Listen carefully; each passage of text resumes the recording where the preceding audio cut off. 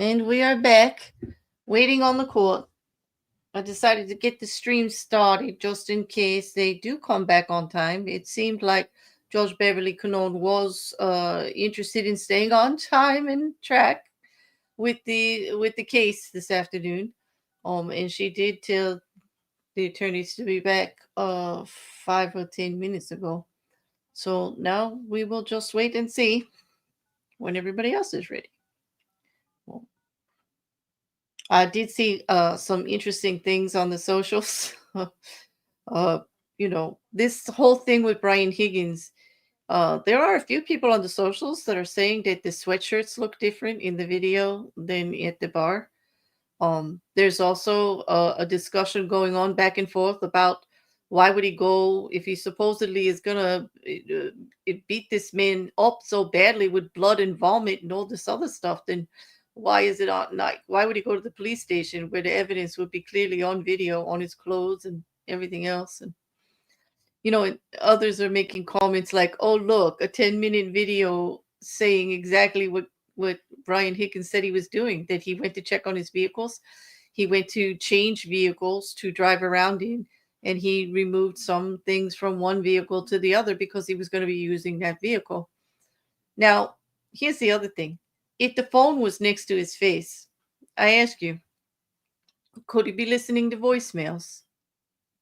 Did he have to actually make a call?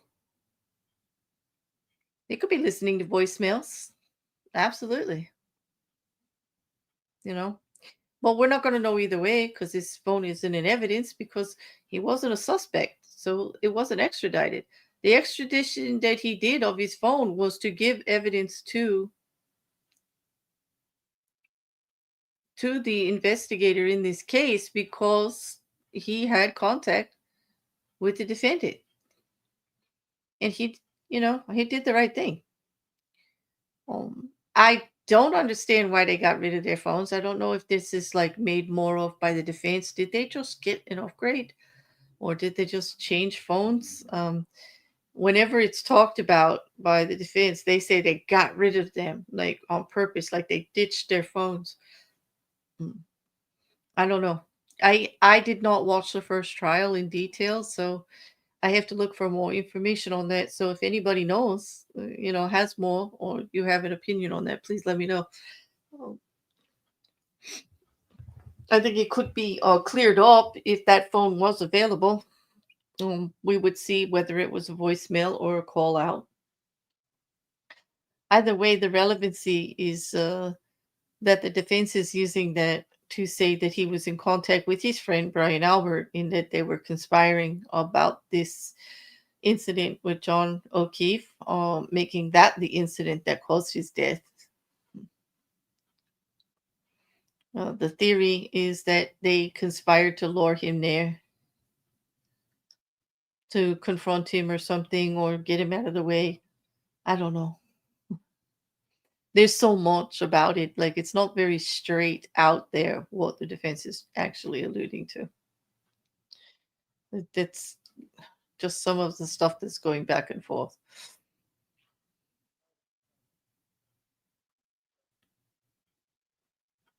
I hope you all got to enjoy your break, as short as it was. It doesn't look like they're coming back anytime, like on time. It's almost quarter of already. It's just like, I should have known. Like, yeah. But I have my coffee, so I'm fine. Like, let the dog out for a brief, not long as he would have liked, but after we can go again. And I made some more coffee. I have some gorgeous strawberries for are in season right now, and I live right near an orchard that does huge strawberry patches. And just the color of them, and there's just nothing like fresh picked strawberries. I get more than enough from the orchard, and I end up hulling them and freezing them for use, so for months later. Because the ones you get in the store, like strawberries, are one of those things they have to ship unripe because they're so delicate. So they ripen as they go, but they don't ripen in the sun and they don't ripen on the vine. And there is a difference. You can clearly taste the difference. Hello, Maggie. Welcome back. I hope you enjoyed your little break. I'm looking forward to the afternoon if we get to redirect. I don't know where Alan Jackson's going to go with the rest of his cross now that a good portion of it is not going to be admitted. He really wanted to go there with the relationship with the proctor in the Alberts to try to throw some more shade on the investigation and perhaps Proctor's bias and that Proctor tampered with evidence or whatever, make him look even worse than he already does. And then there's the stuff with Brian Higgins too that was coming. I don't know where else like this could possibly go. It was trying to get in evidence in there of with Brian Higgins in a Proctor in the report, but about Proctor's actually being dismissed. Actually, not about Brian Higgins. I'm sorry, about Proctor being dismissed in about the internal investigation. You are unmuted. Not coming in because they didn't discuss it with him, with Sergeant Bukhenik. All right, they're back.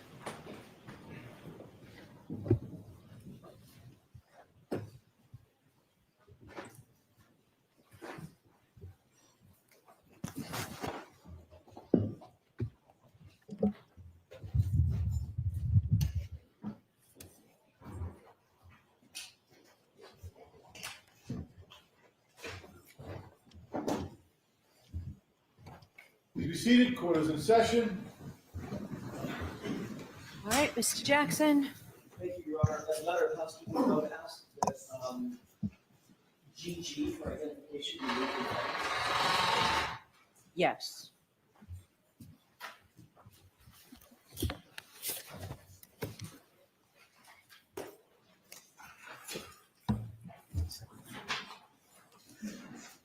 May I inquire? I'm so sorry. I did it again. Thank you. Thank you. Yes, go right ahead, Mr. Jackson. Thank you. Just before the lunch break, Sergeant, I asked whether you had engaged in a discussion with the Commonwealth at a prior proceeding in which you were shown a video and you talked about the fairness and accuracy of that particular video in the Sally Port when the SUV was first pulled in. And you indicated that you did indicate that it was fair and accurate, correct? Yes, back then, yes. Yeah. I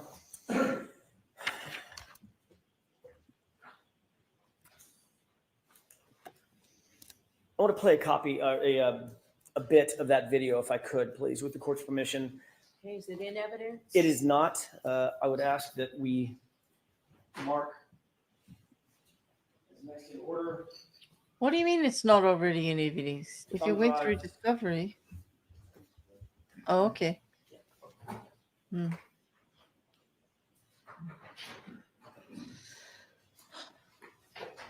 Are we marking this for identification, or is there an agreement it's going into evidence?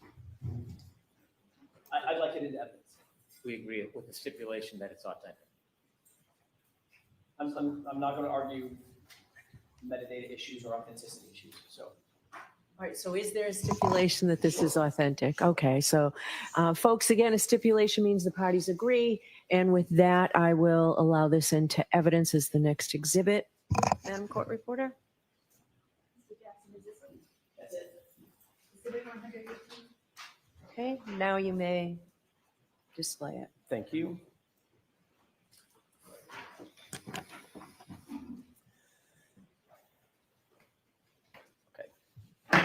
Okay. Could we play beginning? What's the runtime, Mr. Wolk? This is at 5:37:03.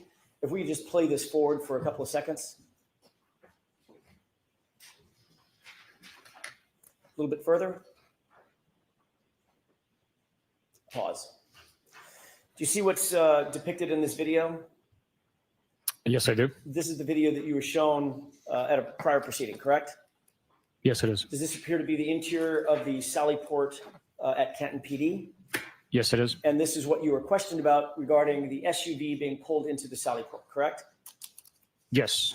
From a time frame standpoint, just the time frame, this is right after the SUV has been driven in from the flatbed after having been seized in Dighton, correct? Yes, it was driven off of the flatbed after transportation from Dighton to Canton PD and driven into the Sallyport. All right. You previously have identified individuals in this video, in this still shot, correct? Yes, And what you previously said, and then we'll get to subsequent testimony in a second, you previously indicated that the person to the right was you, person to the left, Michael Proctor, correct? yes. Previously, I identified that being Michael Proctor. I was mistaken. That is not me on the right. That would be the tow truck driver, correct? That's correct. That is, in fact, Michael Proctor, however, in the two-tone jacket, correct? I believe so. Okay. And as the video is portrayed, at least as we're looking at it, and I'll get to the next question next, as we're looking at it, it appears that we're looking at the right passenger side of the vehicle, as it appears in this video, correct?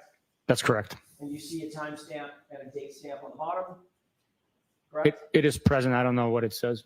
Okay, can we highlight that just a little bit? Can you see what that says? I believe it says interior Sallyport back wall, Okay, 537, maybe. okay.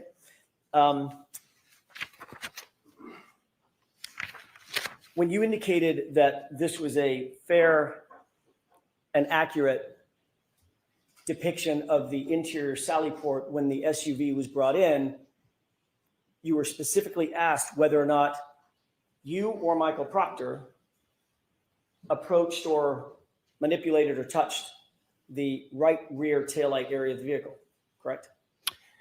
I don't remember the exact verbiage used, but in something along those lines, that's what was asked. And you indicated that neither of you did, correct? That's correct. Okay. But in point of fact, this video is backward, correct? Yes, it is a mirror image of what is actually taking place as recorded by the camera. Can we play this forward? Yes. Do you see where Mr. Proctor, let's go ahead and pause it. You see where Mr. Proctor went? Yes, the video depicts him going to that portion of the vehicle, but we can't tell how close he is. Okay. And the back, from all appearances, importantly, it appears to be the back driver's side, back left of the vehicle, correct? That's the way it appears, yes. Okay. Let's play this forward for a second.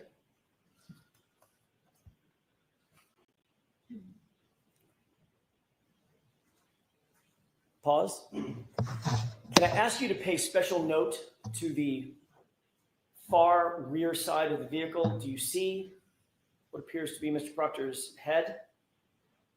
Yes. As the tow truck driver walks past the rear of the vehicle, can you watch and tell me if you see Mr. Proctor do anything or move in any way? Let's go ahead and play it forward. Pause. Did you see any volitional movement by Mr. Proctor as the tow truck driver moved past him?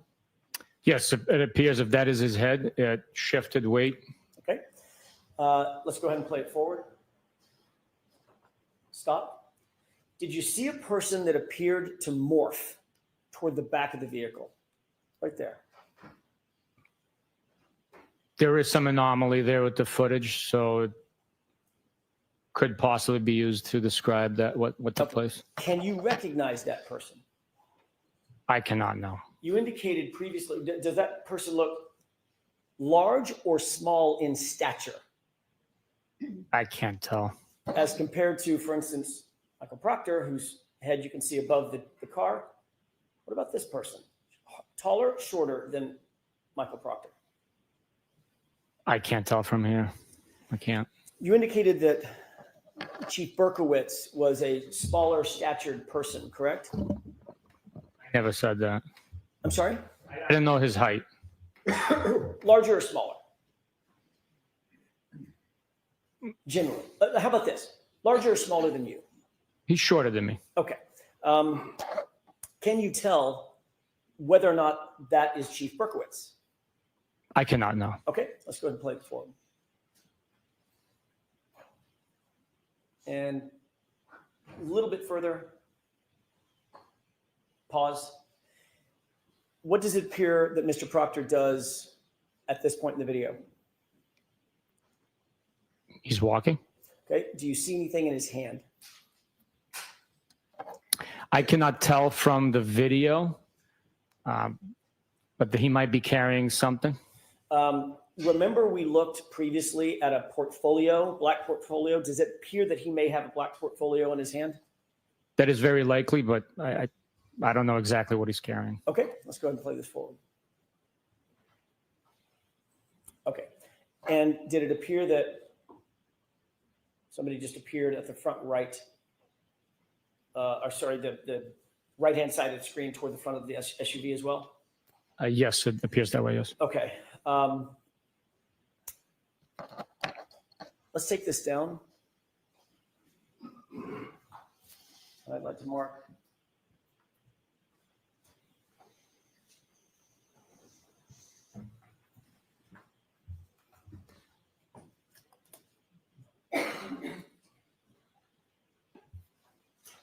I have another electronic device, a thumb drive, that has another video on it, Your Honor. I'd like to have that marked as next in order. Court permission. All right, so there's no objection, Mr. Brennan? No objection, thank you. This 119?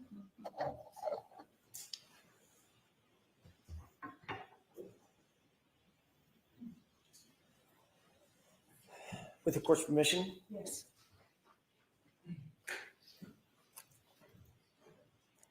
Now, Sergeant, what does this show? It appears to be the mirror image of the previous footage. I don't know the exact timestamp there, but Can we increase the date and time?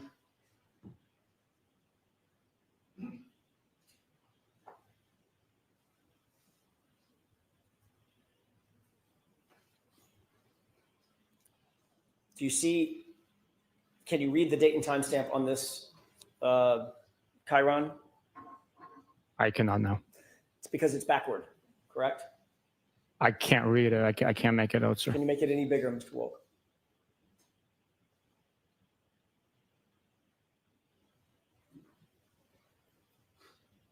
Does that appear to be backward? Based on me recognizing some of the digits, it does appear to be backwards. Okay, let's look at the whole screen again. Sergeant, let's play this forward for just a quick second.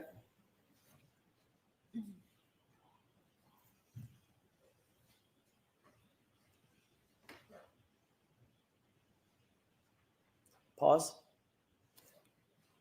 you see Michael Proctor in this video? I believe that's him. Yes. And which side, and let's start with this. Do you agree that this is the correct version of the camera angle and the SUV as it pulled into the saddle port? This is the footage, the way that is depicted right now is very accurately depicts or very accurately represents what I remember from being there. In fact, this side of the vehicle that we're looking at that's closest to us, that I'm highlighting on the screen to your right, that is in fact the driver's side of the vehicle, not the passenger side of the vehicle. Is that correct? That is correct. The far side over here would be the right rear of the vehicle, correct? Yes, sir. Which area is Michael Proctor walking to? The left rear or the right rear in this footage? It appears if that's him, he's walking to the right rear of the vehicle. Can we play this forward?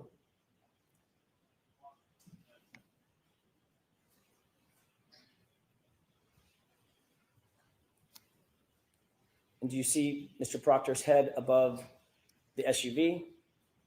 Yes. And watch him as the tow truck driver walks by.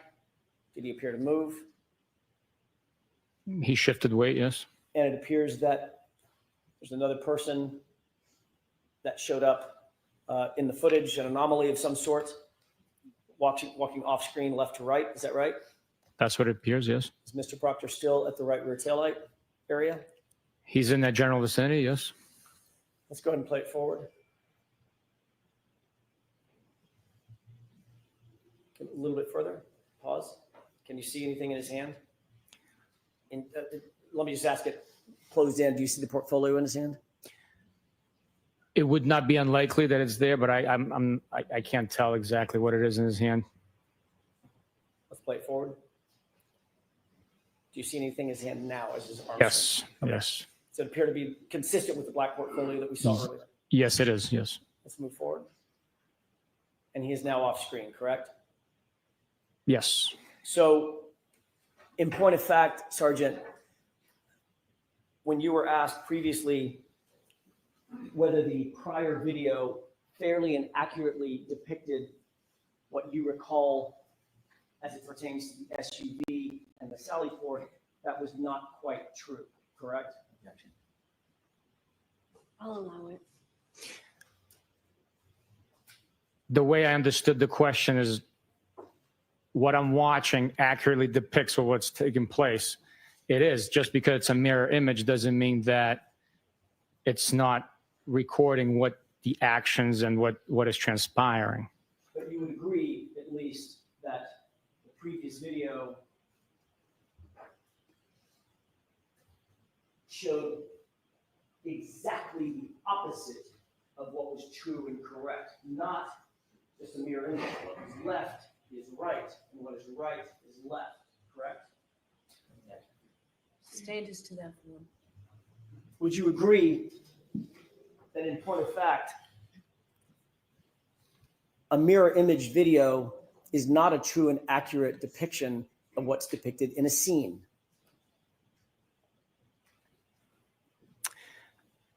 I think it just is a mirror image of what's taking place. If you see someone walking in or driving a vehicle and it's depicting the action of the vehicle being pulled in, and if it's mirrored, it's pulling in from left to right or right to left. It's still documenting the activity that's taking place. Or if someone walks to the left rear of the vehicle versus the right rear of the vehicle, those two things will be switched, correct? That is correct, yes. And you'll agree that the prior video that we showed, that you and I just talked about, the inverted video, appeared for all intents and purposes to show Michael Proctor stay away from the left, from the right rear taillight, walk all the way around and position himself to the left rear taillight. You'd agree with that, correct? Objection. Do you agree with that? I allow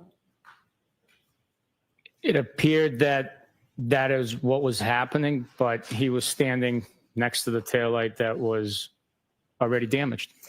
But in the corrected video, which is this one, it actually shows unequivocally that Michael Proctor walked directly to the right rear taillight portion of this SUV.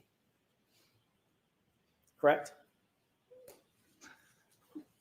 I'm sorry, can you repeat that? Sure.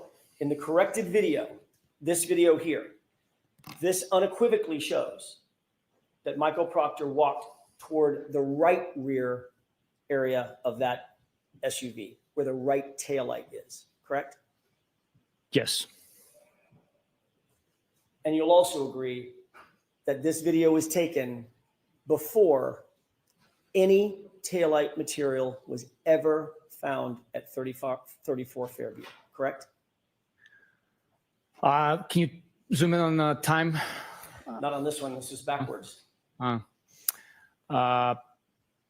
know that the SUV pulled into the garage of the Sally Port at 5:35, and we were still on scene at 5:51, almost 52.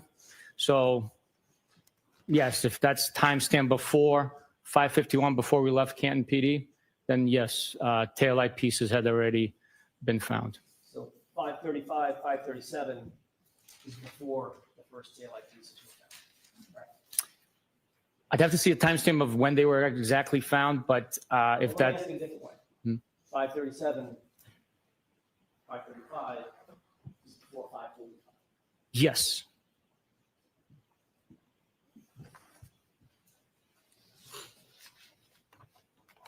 May I have just a moment, Your Honor? Yes.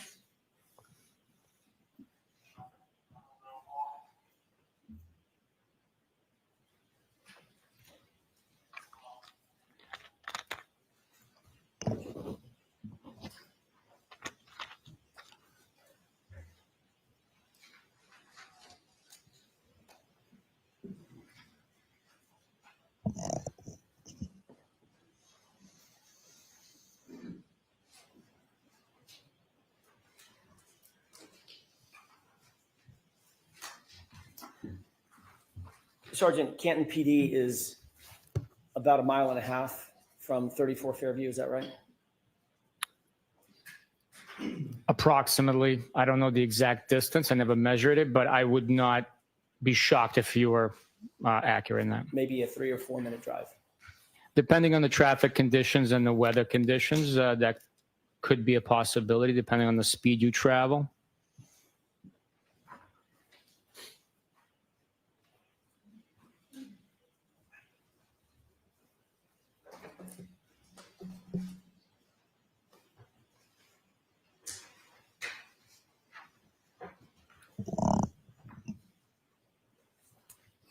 I'm sorry.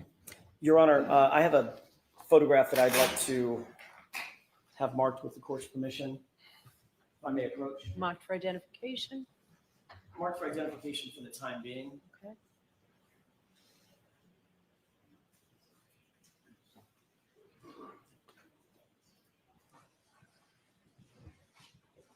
May I approach? Yes. Let's mark it first, please.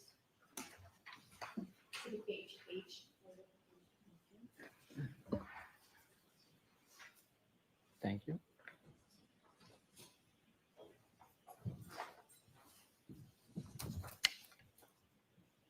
Let me take a look. Thank you. Let me ask you a couple of other questions. We just looked at the videos of the interior of the Sallyport. Harkening back to what we just looked at, the corrected video, there would also be a camera on the other side of that Sallyport garage pointing down toward the right rear taillight area of the SUV, correct? Yes. There's a camera situated on the opposite side. We'd be looking at that camera, correct? Yes. Okay, taking a look at that photograph, I know the quality of it, but can you tell if that appears to be a still image from that camera?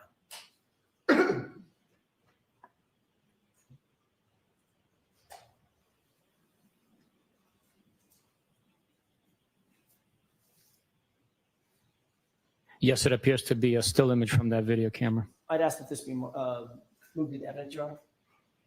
Is there an objection? No objection. Thank you. 120. Thank you.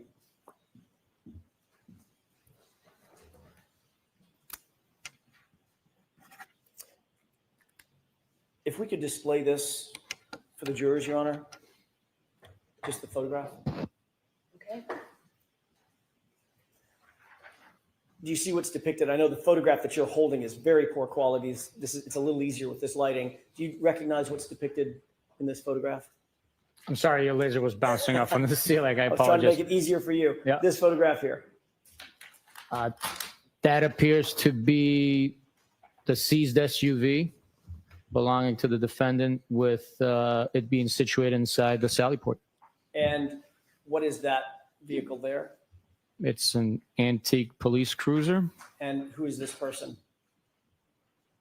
I do not know who that is. Does that look like Michael Proctor? I don't know. I'd have to get a zoom in. I don't know. Would that be, does he have glasses on? I don't know. Could be Chief Berkowitz. It could be Chief Berkowitz. I don't know.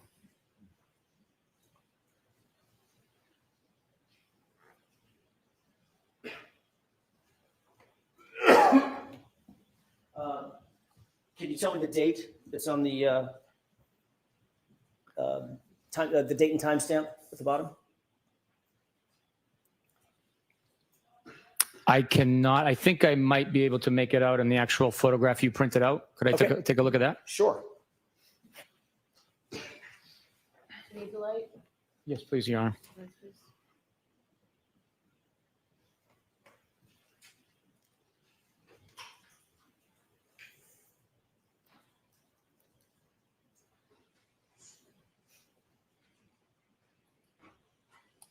It appears the time is 11:08 and 59 seconds in the morning of possibly January 30th of 2022. Okay. Let's go ahead and pull this back out full frame. Thank you. I wanted to ask you, do you have a point of reference? Does that appear to be the interior camera facing the other direction where the SUV was depicted in the Sally Port earlier? It's the opposite of what we had viewed earlier, diagonally across, I believe. So this would be the right rear of the vehicle, correct?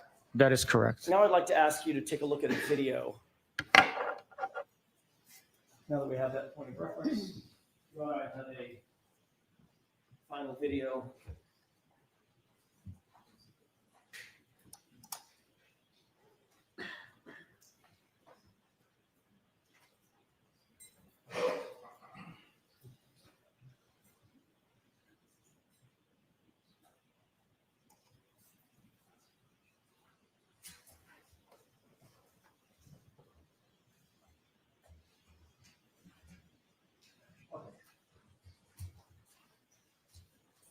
I can have that marked as next in order, Your Honor. As next in order, so there's no objection, Mr. Brennan? I have no objection to that being entered now. Exhibit 100 and 21.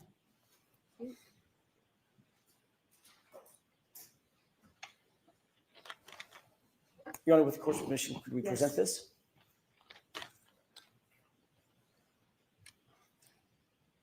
Go ahead and play it. Pause. Can you make out, now that that's paused, can you make out what's depicted toward the top of the screen? Yes, it appears to be a distorted image of that antique police cruiser. Okay. And does the area next to the police cruiser appear to be empty? Some snow on the ground? Yes, it does. Actually, yes, it does look that way. Yes. Okay. So there's nothing next to the police cruiser, at least at this point, correct?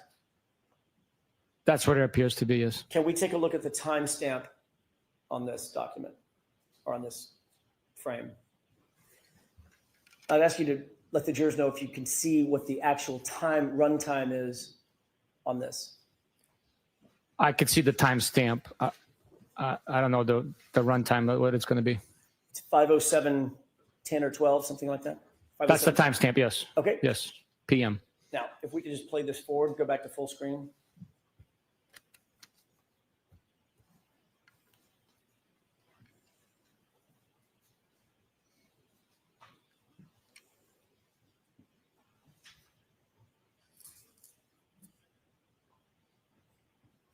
Pause.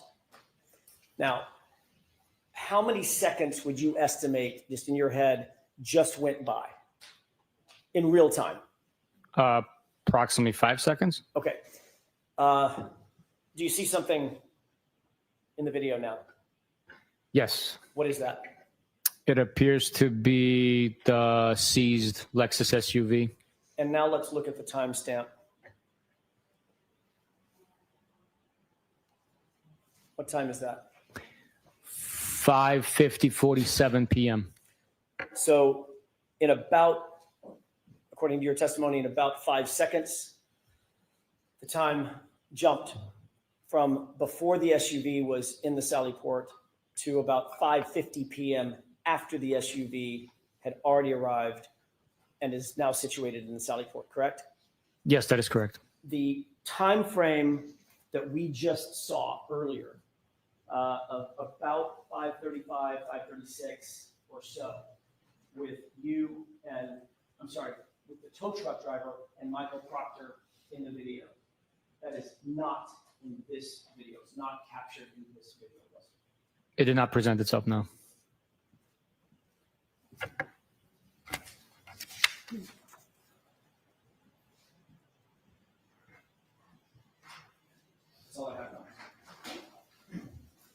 Brennan?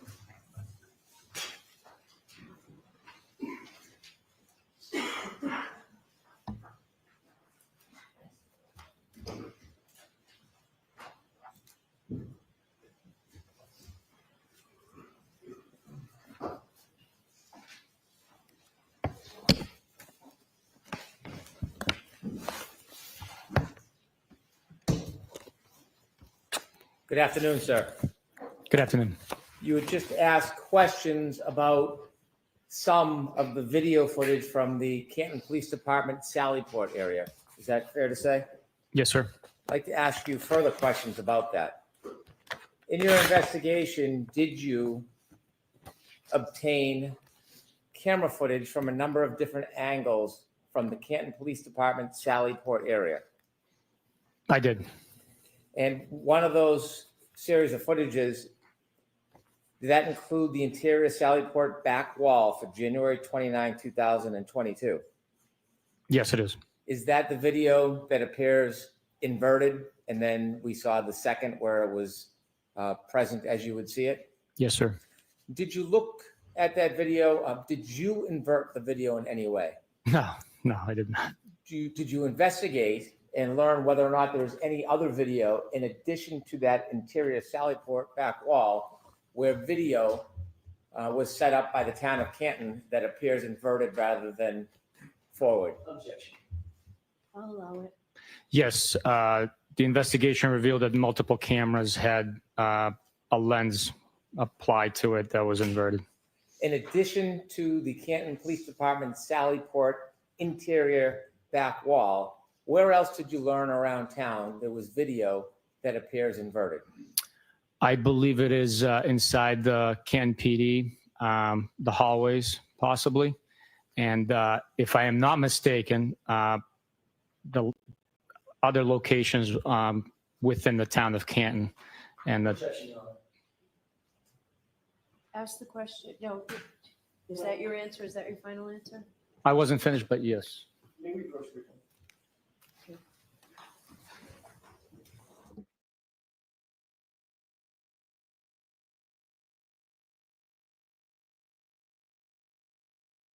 This would be sidebar number 4, first one of the afternoon. For those of you that are counting, it seems that the word there of Sergeant Bukhenik actually helped in assisting the end of that cross to, he didn't have as much direction to go in, Alan Jackson, and now we're on redirect. And right out of the gate, he's going to address the last videos that the jury just saw. Hi, Couch. Yup, number 4. I thought so. Yeah. I'm hoping it's a short sidebar and not too frustrating an afternoon.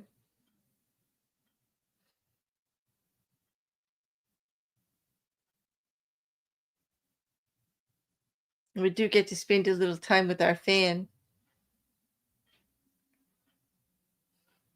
Who seems to be rather perky today or a Monday. Thank you, Shill, for the ordering and for that large cup of coffee there. Always nice to have the afternoon coffee, which I do have a big mug sitting right here.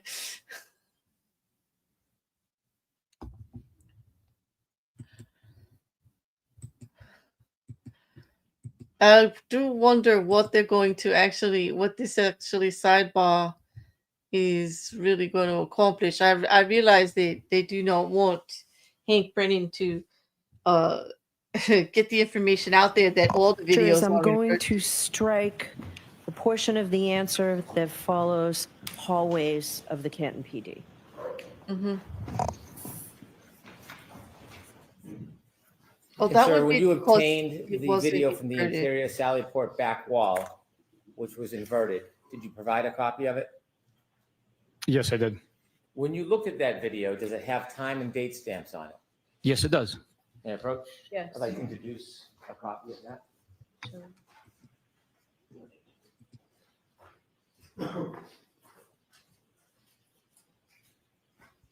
Exhibit 122.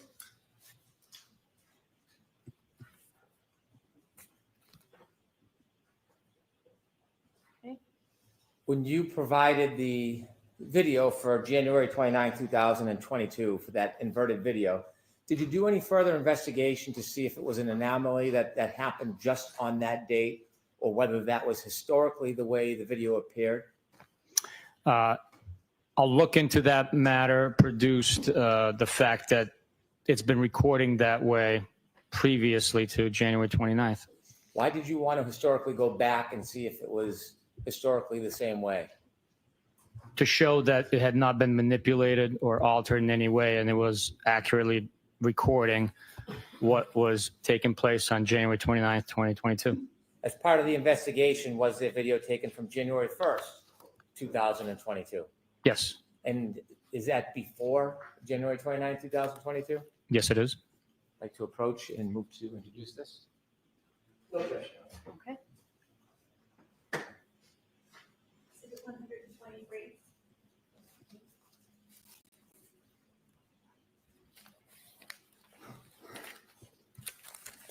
Do you know how many cameras are inside the Sally port? I don't know exactly. I know that there's at the very least 2 inside the side. You were shown a still photograph, not from the inverted video, but from a different video or a different camera. Yes, sir. Do you remember that photograph? I do. And you were asked about gaps in time. Mhm. Do you know what the health was of that camera around that time? I do not know. Did you obtain and look at video from that camera? Yes. May I approach? Yes. I'd like to introduce. And have you look at this before. Introduce it. Do you recognize what that is? Yes, I do. What is it? It's a Sally Port Videos, the original disc or thumb drive. I apologize, not disc. No objection, Your Honor. Okay. Exhibit 124. When you saw that dark photograph, you later saw a picture that was clearer, and you were asked questions about that. Do you know whether or not the video from that Sally Port area was clarified? It was. What does clarified mean? It means it was enhanced to look clearer. And that image you saw, was that a clarified photograph taken from the video that was not clarified? It appears that way, yes. Do you know who clarified the video? I do not know. May I approach? Yes.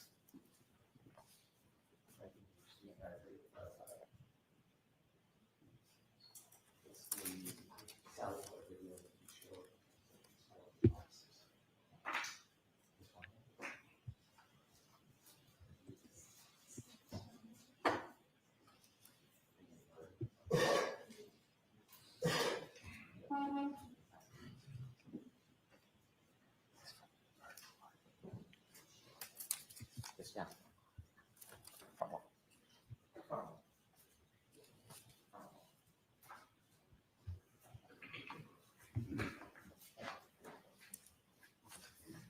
Getting you a zip drive, you know what is on that? Yes, What is it? it's Sally Port clarified video from the front wall. Thank you. I moved into this as an exhibit. No objection, Mr. Jackson? Sorry, Your Honor, no objection. Exhibit 125. With the court's permission, could I play a portion of the clarified video for the jury? Yes. With Ms. Gilman's assistance, could you take us to the clarified video of the Sally Port, and could you take us to about 5:35?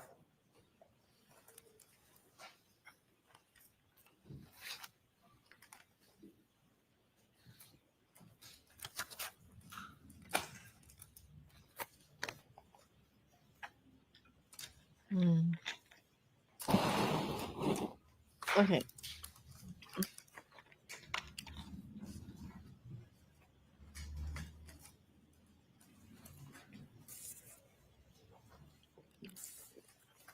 I see just a black screen. Okay.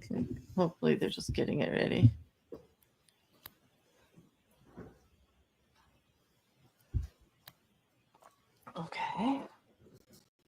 As Ms. Gilman searches, I have other questions I can proceed with. Okay, we'll turn the light on again, please. Go ahead, thank you.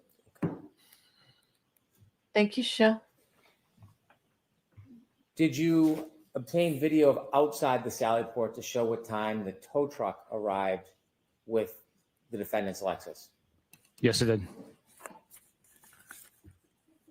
May I approach? Yes.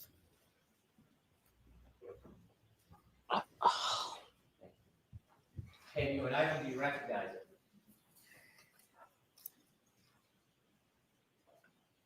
Yes, I do. And what is it? It's a disc containing CPD exterior Sally Port video. No objection, Your Honor. Exhibit 126.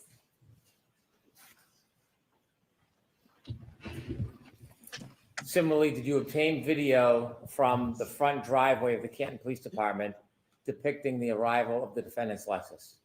Yes. May I approach again, Your Honor? Yes. Thank you. And you another item, do you recognize this, sir? Yes, I do. And what is it? It's Canton PD driveway video. And is this a copy of the video you obtained? Yes, it is. I will move this into evidence. No objection. Exhibit 127.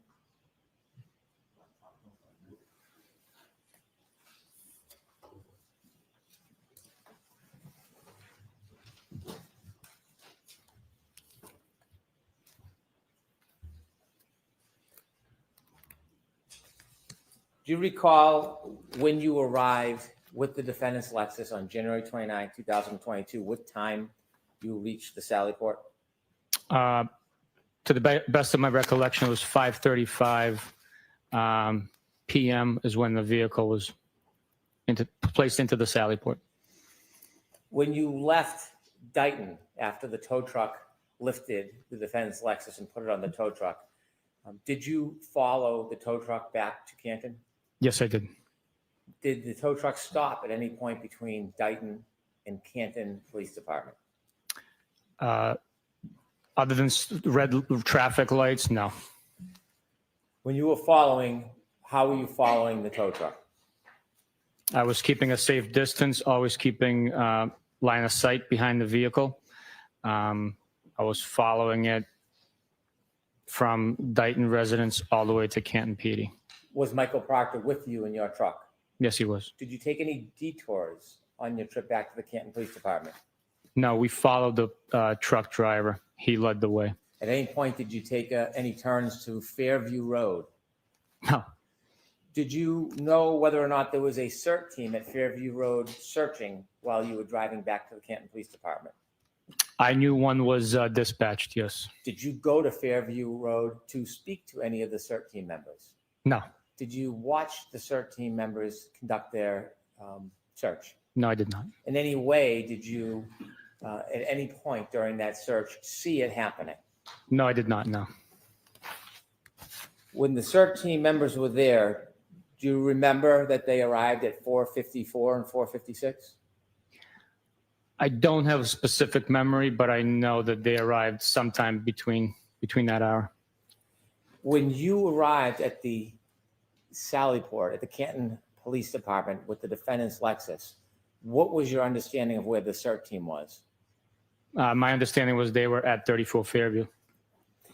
When you first arrived around 5:37 at the Canton Police Department, were any members of the CERT team at the Canton Police Department? Objection. I'll allow it. Lay a foundation. Now, I asked you, do you remember about what time you got back to the Canton Police Department? Do you know specifically what time you got back? I know we pulled in to the driveway at 5:30 p.m. And did you see some of the timestamps that you were shown on cross-examination? Yes, Did you see the timestamp 5:37:18 when it was shown to you by the defense? yes. At that time, when you were arriving and bringing the defendant's Lexus into the Sally Port, was there any CERT team members at the Canton Police Department? No, Were there any troopers who were speaking to you or receiving items or evidence from you or Trooper Proctor? Absolutely not. Was there any items exchanged between you and or Trooper Proctor and anybody else for that matter that you saw No. while you were at the Canton Police Department in the Sallyport area? Do you remember how long you stayed in that area? Approximately 15, 20 minutes.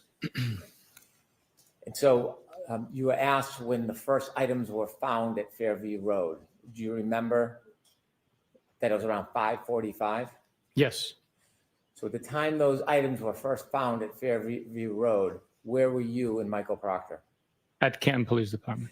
When you were at the Canton Police Department and you had brought the Lexus back, did you ever see Michael Proctor leave the Canton Police Department without you?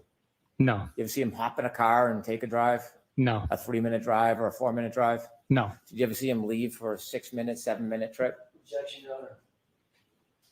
You've made your point. Next question. When you were at the Canton Police Department, were you separate or with Michael Proctor? We were together. Not obviously tied at the hip, but we were within eyesight, traveling together. After you left the Sallyport area, did you and Michael Proctor immediately leave the Canton Police Department? No, we stuck around. Why did you stick around at the Canton Police Department?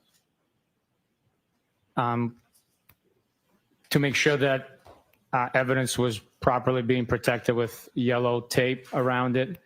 And we were making plans to go get dinner. When you were making plans, did you go anywhere else in the police department after you left the Sallyport area? Yes, I believe we went to the conference room. Was there anybody else that you saw in the police department when you went to the conference room with Mr. Proctor? I remember talking to Chief Berkowitz in the police department. We were in the dispatch area at one point in time as well.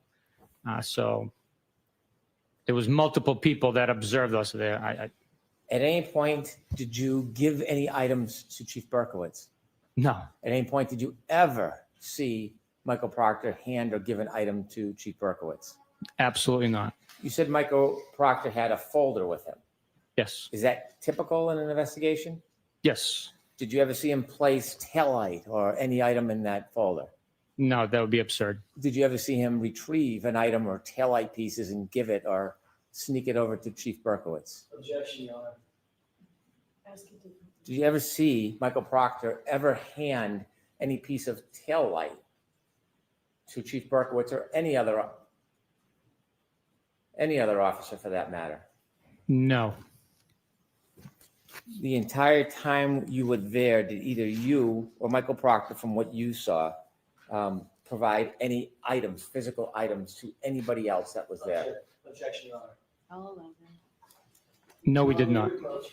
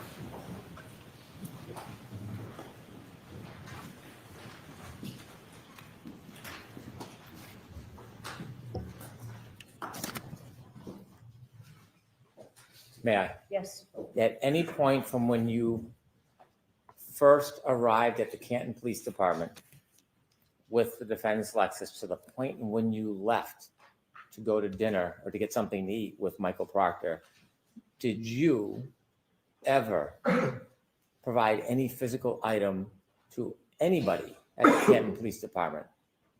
No, other than dropping off the vehicle itself, we did not exchange anything. Oh, don't say we, I'm just asking for you. Now I'm going to ask you, at any point when you got to the Canton Police Department until you left to go to eat with Michael Proctor, did you ever see him hand any physical item to any other person whatsoever? No, I did not. And after, do you know about what time you and Michael Proctor left the Canton Police Department? I would have to estimate it to be around 6, maybe after 6. And at the point you left, do you know how many of the items had been found by the CERT team at 34 Fairview Road at the time you left the Canton Police Department? Objection.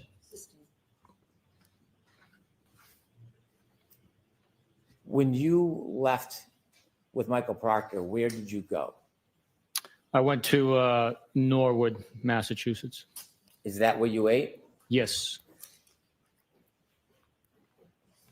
When you left and then arrived in Norwood, did you stop along the way at any other place, including but not limited to 34 Fairview Road? I did not.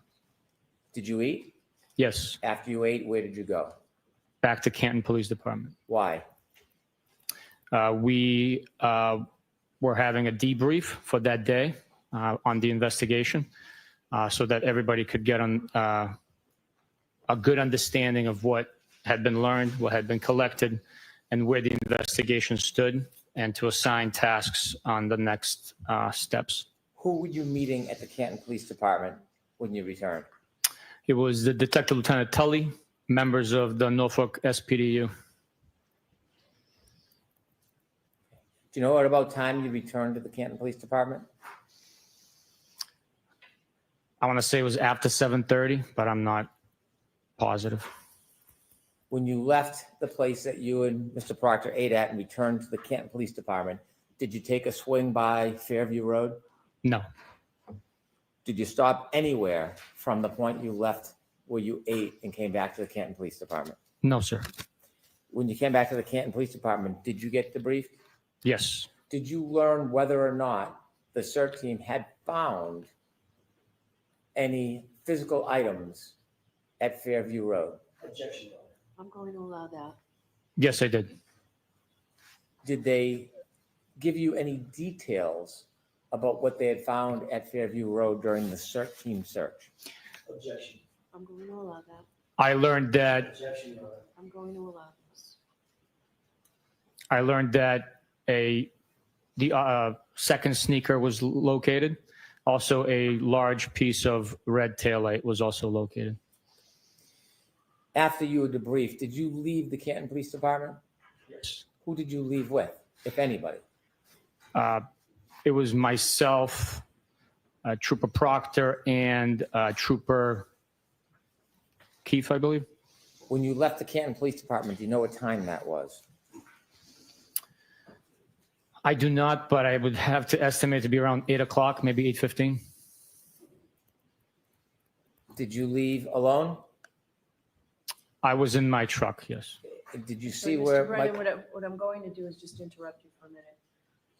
Folks, a couple of minutes ago, when Sergeant Bukhenik testified as to what he learned at the debriefing, that's not offered to you for the truth of what he said was learned, but only so you understand that the police, what Sergeant Bukhenik and the police knowledge was at the time, that it was told.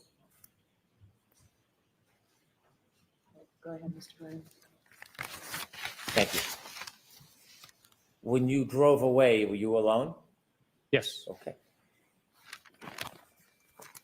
When the Lexus was brought to the Sally Port, did you have a chance to again look at that right rear taillight? Yes. And did you make observations of it? Yes.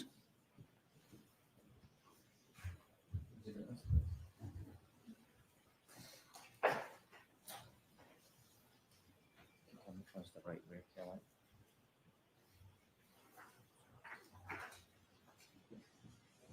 Oops, photos, the right rear tail light.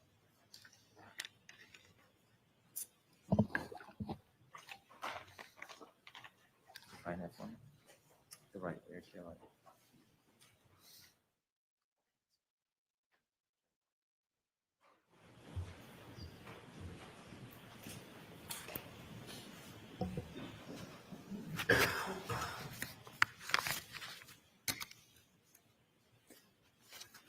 While you were at the Canton Police Department and in the Sallyport area, did you ever see anybody take a piece or in any way remove part of that broken taillight from the Lexus?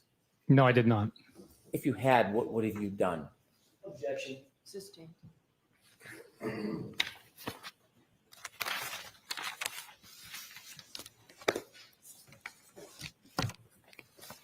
May I approach, Your Honor? Yes.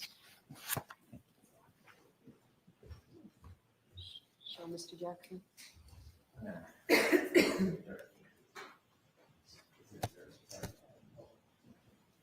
Could I have Exhibit 13 displayed, please? Okay. Could you zoom in a little, please, Ms. Gilman? Do you recognize that photo? I do. What do you recognize it as? I recognize it as the damaged and missing pieces of the right rear taillight on the defendant's Lexus SUV. When the Lexus was brought into the Sallyport, was there still snow on it? Yes, there was. Was there any snow on it that covered parts of the vehicle? Yes, there was. Was there any snow in that area Currently, no. when you first brought it into the Sallyport? I'm sorry, in the area of the vehicle? No, the area of that taillight. Yes, there was, yes. How close did you get to take a look at that? I was within a foot of it. Is that a fair and accurate depiction of what you saw? Yes, it is. From what you saw, was the damage you saw when you looked at the car for the first time in the Sallyport area any different than the damage that appears on this Exhibit 13? It is not. As part of your investigation, did you look for, you can take that down, please, and lights on, thank you. Did you look for other evidence that the taillight was broken before it came into the Sallyport area? Yes, I did. Did you have a chance to view the ring video from Meadows Road at 5:07 in the morning? Yes, I did. And when you looked at that, did you have an opportunity to look at the defendant's Lexus backing up and then leaving that driveway? Yes, I did. Did you have a chance to see if there was any evidence? Yes, I did. And what did you see that stood out to you about the taillight? The taillight is shining white and not covered by a red taillight cover, which would have produced a red light. Did you further look at any video from the Canton Police Department dash cams to get a view of that taillight and determine whether it was broken before it was even brought to the Sallyport area? Yes, I did. And did you in fact look at video or still photographs from the Canton Police Department dash cam? Yes, I did. Could I have Exhibit 11 displayed, please?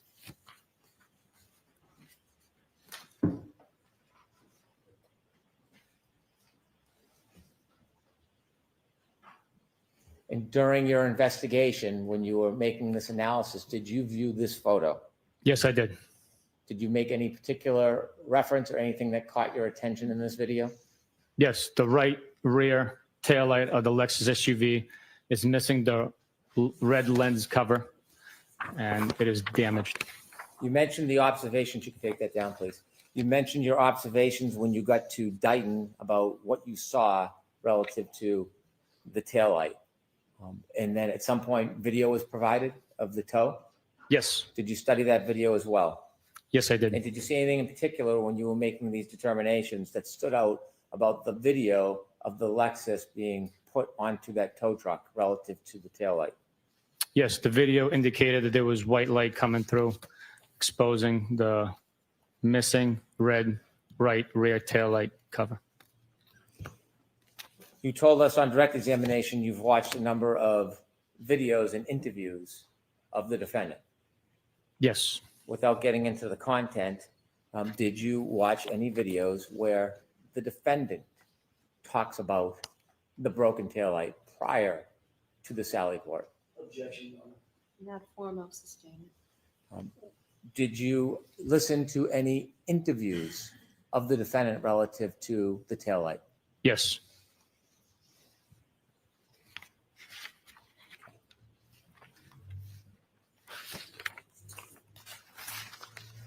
I want to go back and I want you to take us through your investigation. And I want to be specific about what you learned and when and what you did with that information relative to the decisions and the direction of your investigation. When you were called on the morning of January 29, 2022, when you first got a call, where were you? I was at home in bed. You mentioned that after you received the call, you called another trooper at that time. Yes, sir. And who was that? Michael Proctor. After you spoke to Michael Proctor, did you have any firsthand knowledge about what had happened prior? No, I did not. Did you have any firsthand knowledge about what had happened the night before? I did not. No. Did you have any firsthand knowledge about the participants or the people that may or may not have been involved? I did not. No. Did you at that point know, or were you friendly with Brian Albert? I knew who he was. I was not friendly with him. I did not know who he was. Had you ever socialized with him? No. Nicole Albert, were No. you friendly or ever socialized with her? No, I've never. Jennifer McCabe, did you know who she was or socialize with her? No, I did not. Her husband, Matthew McCabe, did you know him or socialize with him? No. How about Julie Nagel? Did you know who she was or had you socialized with her? No, I did not. Ryan Nagel, is that name, was that familiar to you? No, it's not. Sarah Levinson, did you know that person? I did not. You mentioned that you knew who Brian Higgins was, Yes. and you had worked on a case or some involvement in a case with him. Yes. Did you owe him any particular favor or kindness at that time? Objection, Your Honor. I'll sustain it. Did you have any loyalty or friendship with him? Objection. I'll allow that. I did not. No. At this point, you were how far into your career as a Massachusetts State Police officer? In 2022, I was approximately 10 years in. And you had been honorably discharged from the military, Yes, I was. served the president? Yes. And so at this point, how about Heather Maxon? Did you know that name? I did not know. When you first received the call, did you have any firsthand knowledge whatsoever? No, just what I was told over the phone. You mentioned you went to the Canton Police Department first and spoke to Canton police officers. Yes.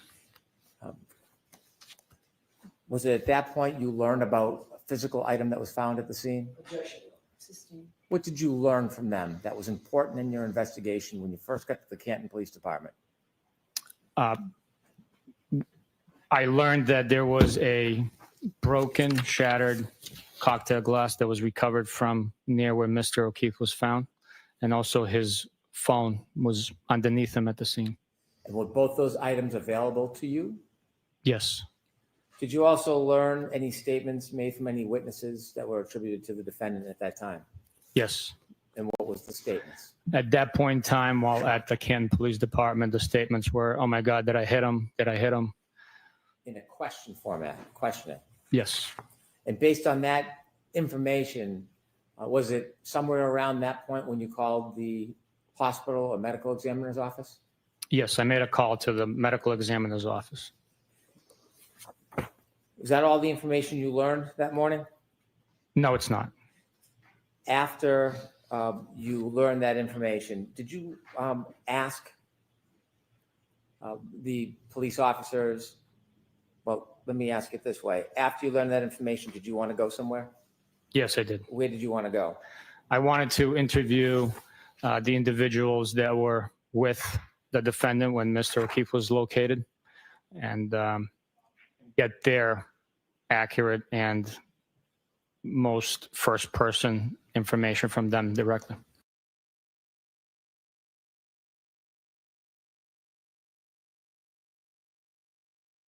Differently witnesses. At this point in time, prior to speaking to them, I just knew that they were eyewitnesses for the location of Mr. O'Keefe, but I did not know if they were eyewitnesses or witnesses. And who did you speak to?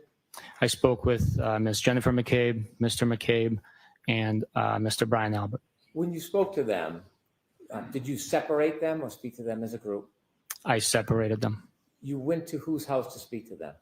The McCabe household. Is it typical to go to a person's house rather than bring them to the station under these circumstances? Ask it differently, Mr. Why did you go to their house rather than ask them to come to the police station?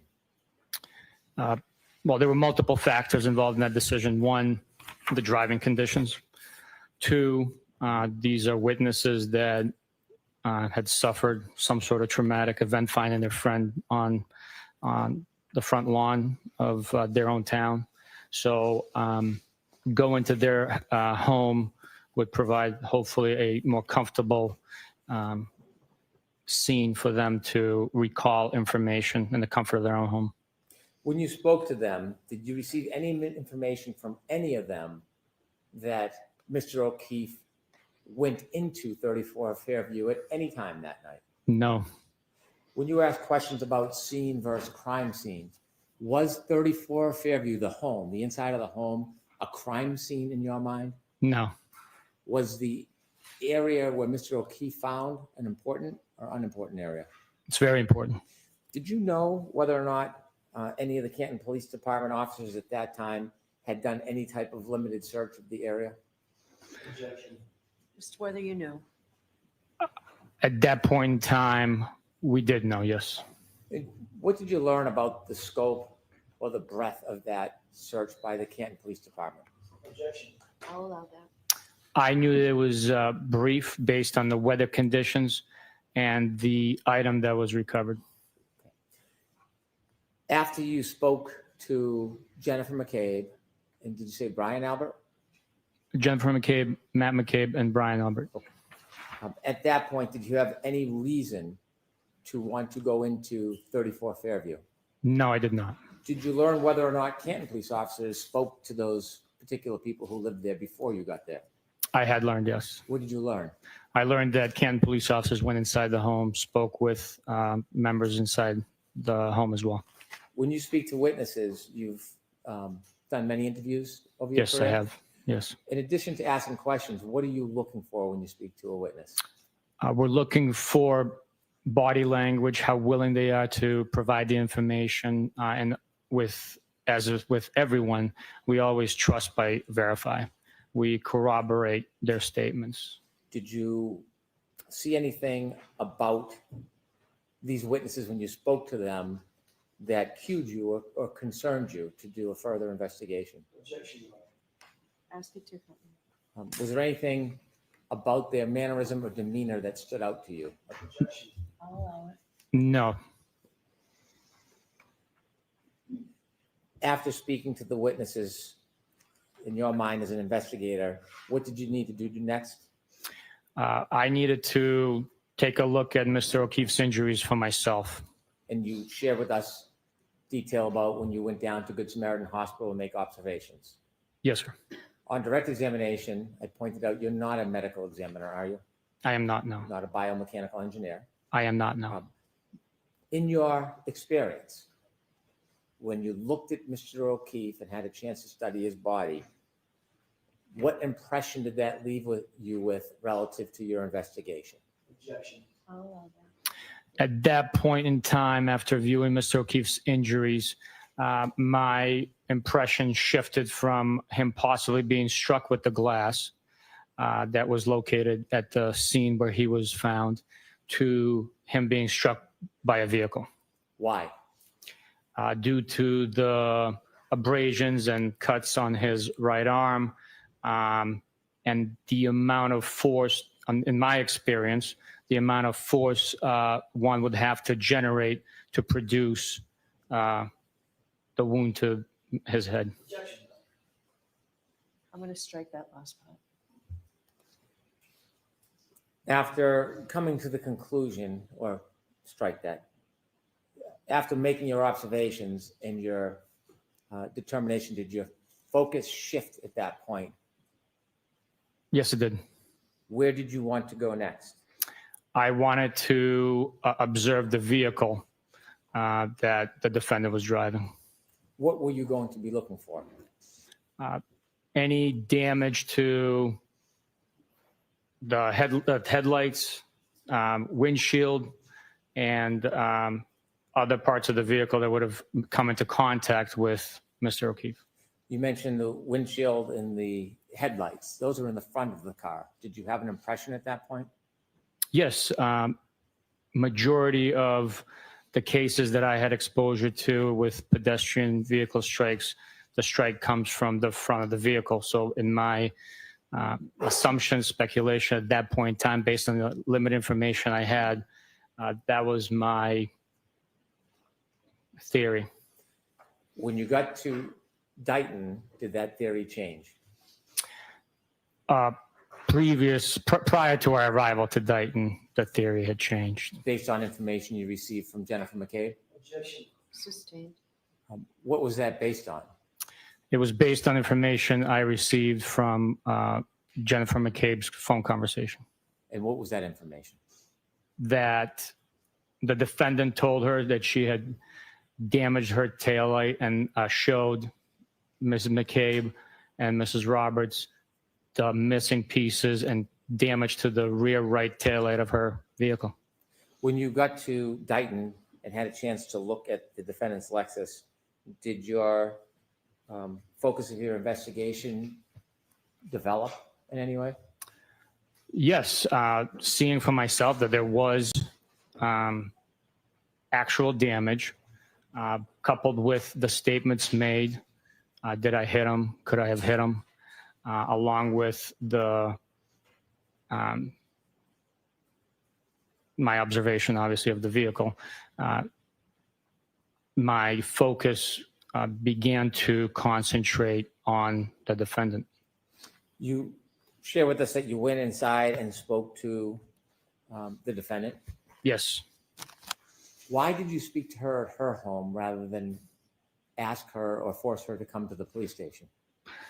Same reasons we interviewed the witnesses, the driving conditions, the time that it would take for her to respond, the comfort of her own home or her parents' home, where she had just experienced a very traumatic event, being concerned for her well-being. We interviewed her in the comfort of her parents' couch. When you interviewed her in her parents' home, where was she seated? On the couch of her parents' living room. Where was her mother? She was in the home. I don't have a specific memory of her being in the room with us, but her father was in the room with us. Did you ever try to separate the defendant from her father when you interviewed her? We can approach.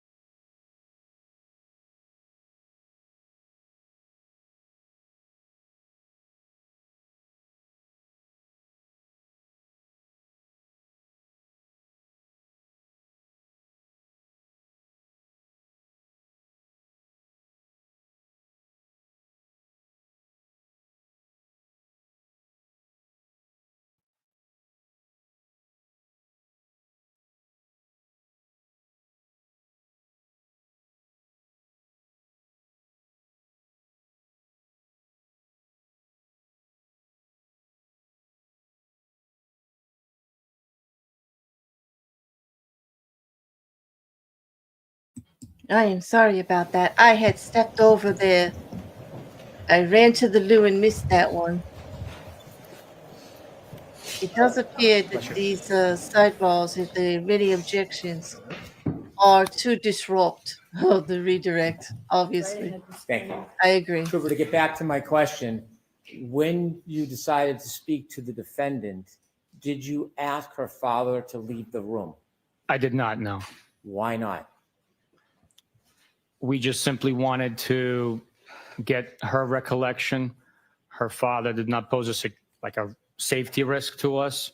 He was not present, to the best of our knowledge at the time when Mr. O'Keefe was injured.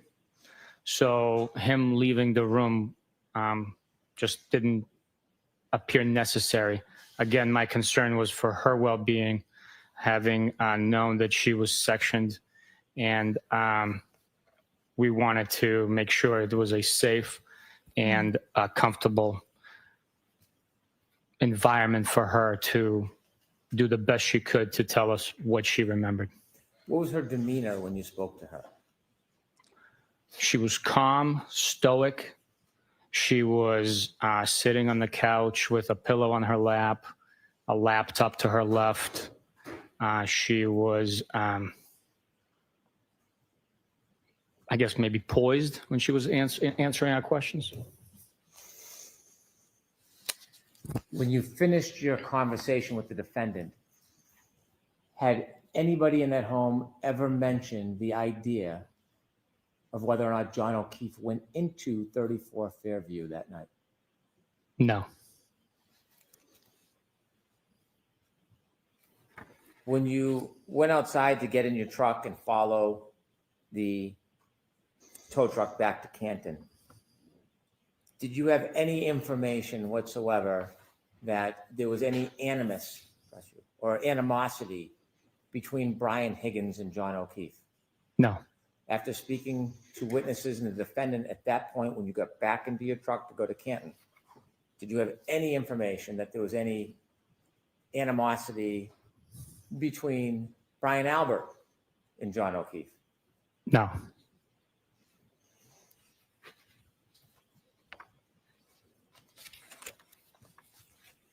We've already talked about, out of order, your return back to Canton, the Sallyport, and then you and Mr. Proctor going out to dinner and going back. So I'm going to skip all of that. After you went home that night, did your investigation continue? Yes. How long do investigations continue for? Until they are completed and exhausted, sometimes years, sometimes decades. If you were to receive new information tomorrow, would you consider it? Absolutely. When you write police reports, is there a time limit on when you can file a report? No. Throughout this case, did you write a number of reports over time? Yes. Did you engage in tasks after the case began? Yes. Have you engaged in tasks recently? Yes.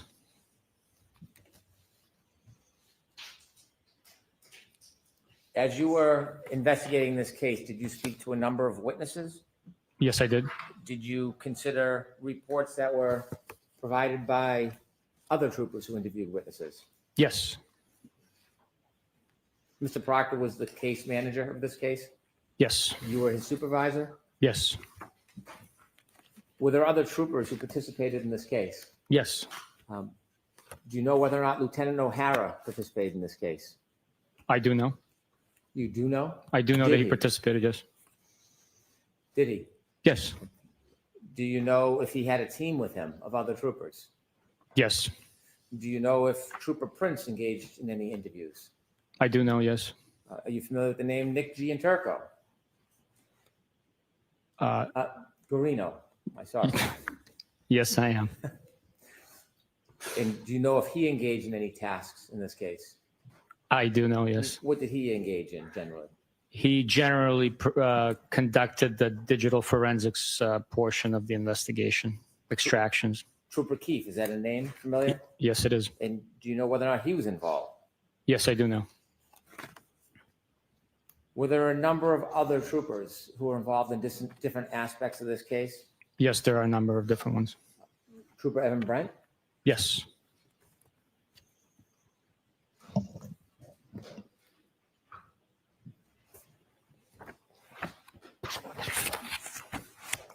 Did you look or seek other information after you left the defendant's house? Yes. Did you look for other witness statements? Yes. Did you try to obtain further evidence? Yes, we did. Was there an interview with firefighter Timothy Nuttall on February 8th? Yes, there was.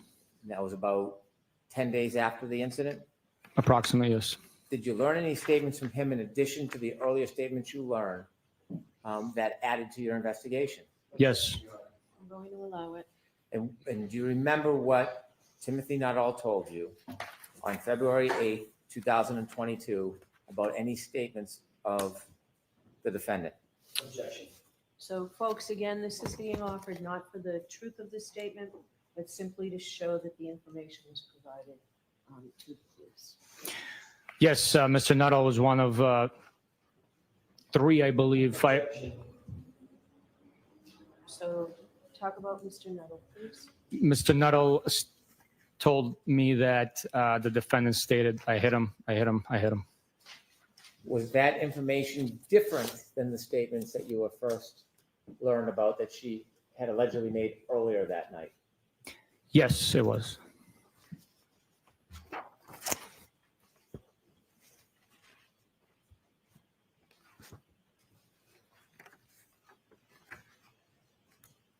Did you interview firefighter Daniel Whitley on February 8, 2022? I did. When you spoke to him, do you remember whether he shared any statements about the defendant telling him anything about her interaction with Mr. O'Keefe at the end of that night? I believe that he stated that they got into a fight. Do you remember the words that he used when he described that fight? I do not remember the exact words. Those will be reflected in my police report, Would your police report potentially refresh your recollection? potentially. May I approach? Yes. Thank you.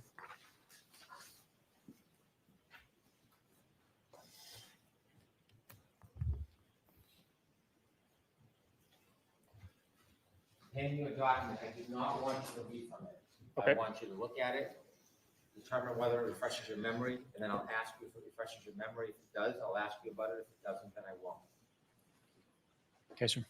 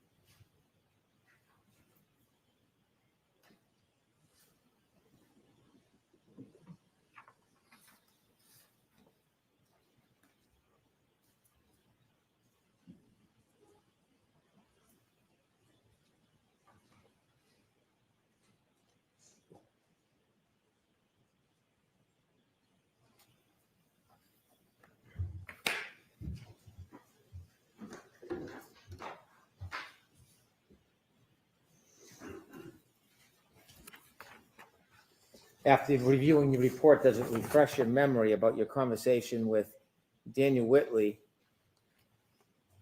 on February 8, 2022 about statements made by the defendant to him? Yes. And could you share with us what the statements were as related by Mr. Whitley back on February 8, 2022? The statement was, Objection, Your Honor. Again, jurors, this is an offer for the truth that's contained in the statement, simply to show that this information was provided to the police. the defendant made a statement questioning whether Mr. O'Keefe was still alive. And anything about the nature of their disagreement? Mr. O'Keefe and the defendant got into an argument. Objection. So for this, the same purpose.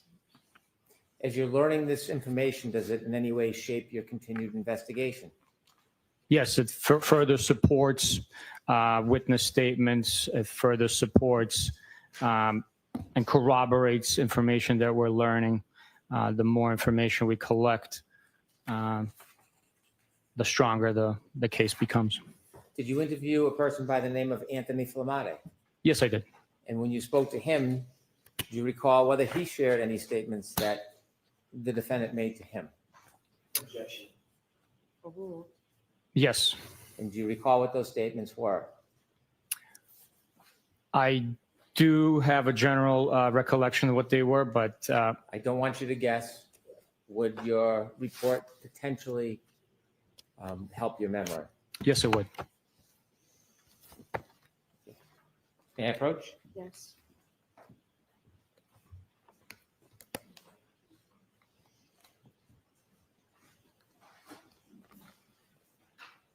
Thanks, sir. Same protocol that I mentioned before. Take a look, see if it refreshes your memory. If it does not, let me know. If it does, I'll then ask you some questions about it.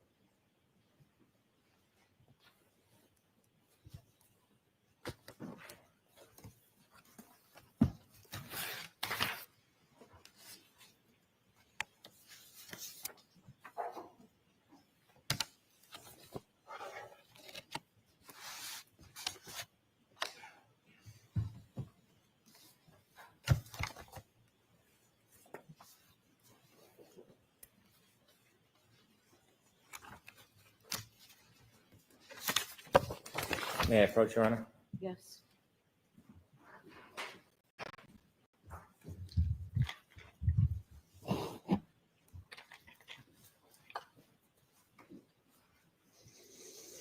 After looking at your report, does that refresh your memory at all? Yes, it does. And when you were learning information to shape your investigation, did you consider anything that Anthony Flamati told you? Yes, we did. Okay. And what did he tell you that the defendant told him that helped shape your investigation? Objection, Your Honor. I'm going to see Counselor sidebar for just a minute here on this one.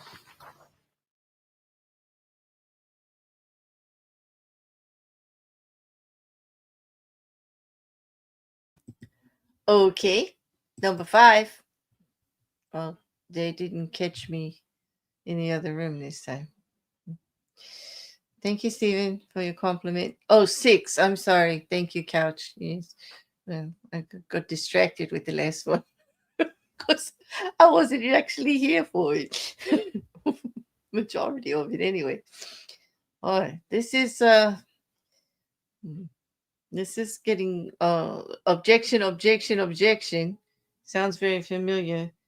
Very much trying the only thing that they can to disrupt the actual concentration or the attention of the jury, because, well, it does appear that Hank is doing a pretty decent job of addressing some of the issues that Alan Jackson brought up himself validly, that he had concerns that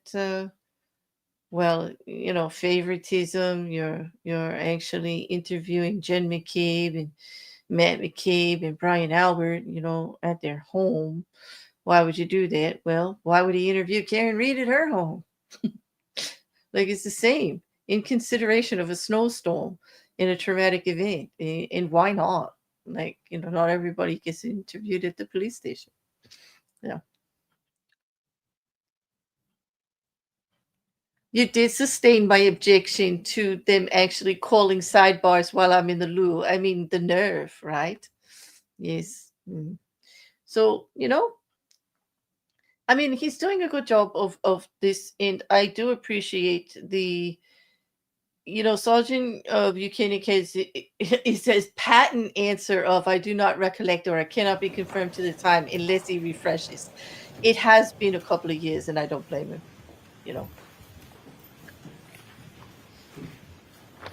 Oh, we are in fact number 5. Oh, okay. Well, you did sustain my objection. That's true. In addition to trying to get or obtain information about statements of the defendant, was there physical evidence that was important? Yes. Was there any data evidence that any of the team from the Massachusetts State Police, were you aware of them pursuing any data type evidence? Yes, there was. Was there some phones involved? Yes, there were. What phones did you understand or pursue that you thought might be helpful for your investigation? For one, Mr. O'Keefe's phone was a device that we were looking into. We also had seized the defendant's phone and we're attempting to access that device. There was other digital information that we were seeking as well. Was the potential data from the defendant's Lexus important to the team of investigators? Extremely important. And did any of your team or the team pursue that black box, so-called black box data? Yes, we did.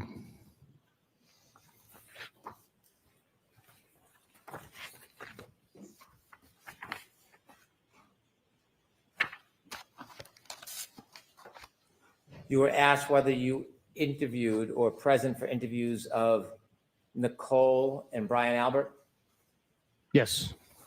And after you spoke to them, including and considering all of the prior information you had, was there any evidence that John O'Keefe went into 34 Fairview Road on January 29, 2024? There was not.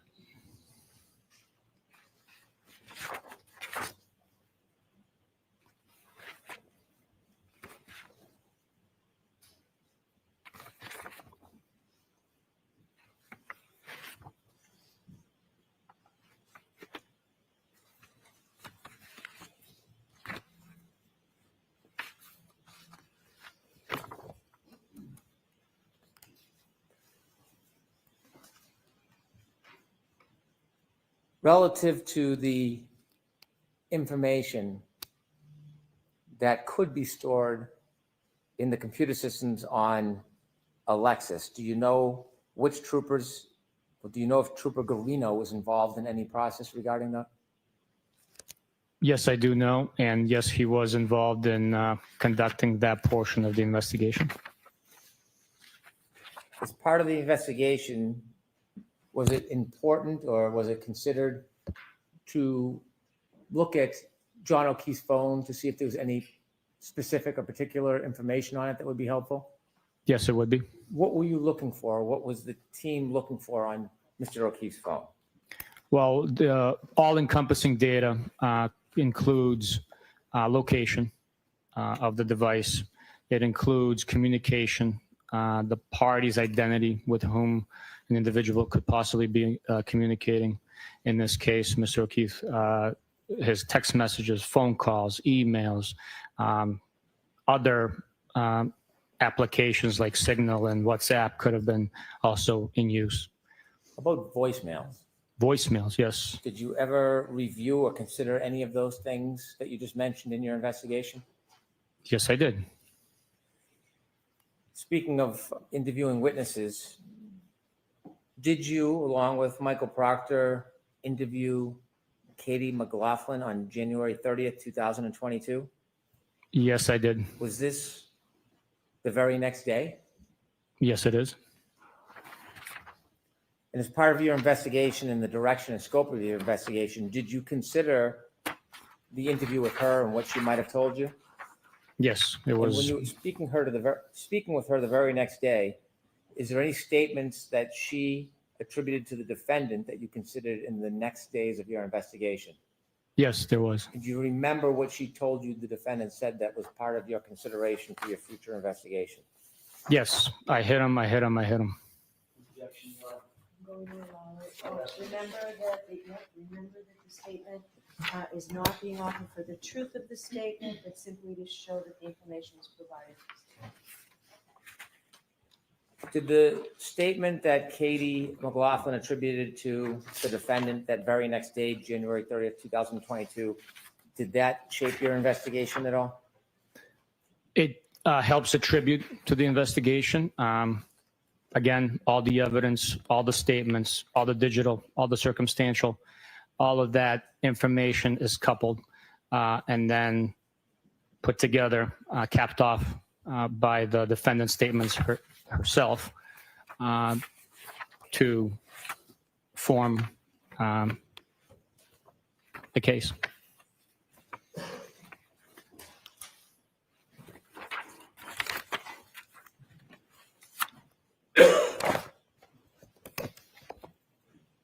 There were questions about a plow driver by the name of Brian MacLaughlin. When did you first hear or learn of that name?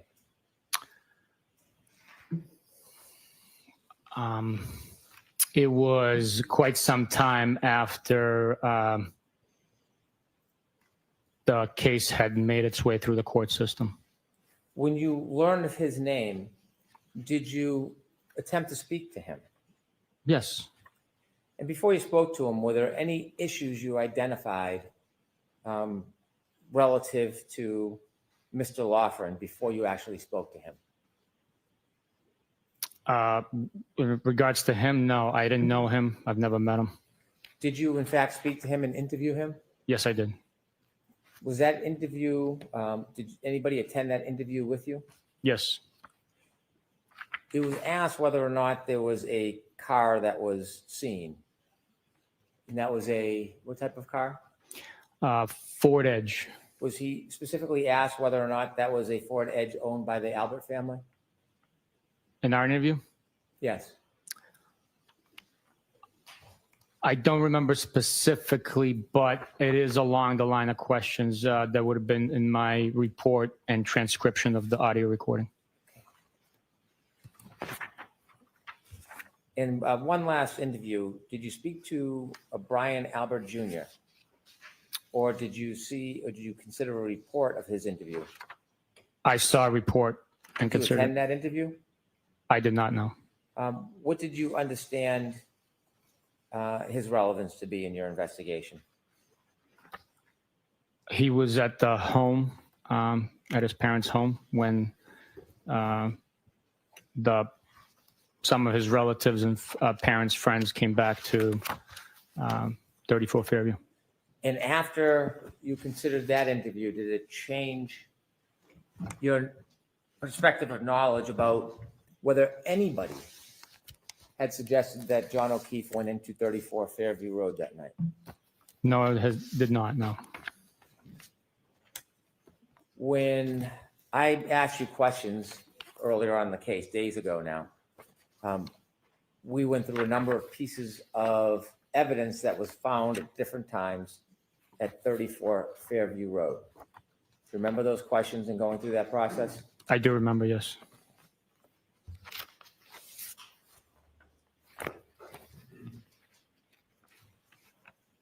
When we went through that process, were there any items that I did not ask you about? Yes, there were. And the items I did not ask you about, were they retrieved or found on different dates? Yes, they did. They were, yes. And the items that I did not ask you about on those different dates, do you remember how many different dates other items were found? I want to say 3 different dates. And on those other items I didn't ask you about, who recovered those items of evidence from 34 Fairview Road? Michael Proctor. Were you with Michael Proctor on any of those 3 dates when he turned in or reported the recovery of other evidence at 34 Fairview Road? I was not, no. And do you understand whether anybody was with him on those 3 dates? Objection. I'll allow that. My understanding that nobody else was with him. And I did not ask you about any of those pieces of evidence? No, you did not, no. On cross-examination, you were asked about those 3 pieces of evidence?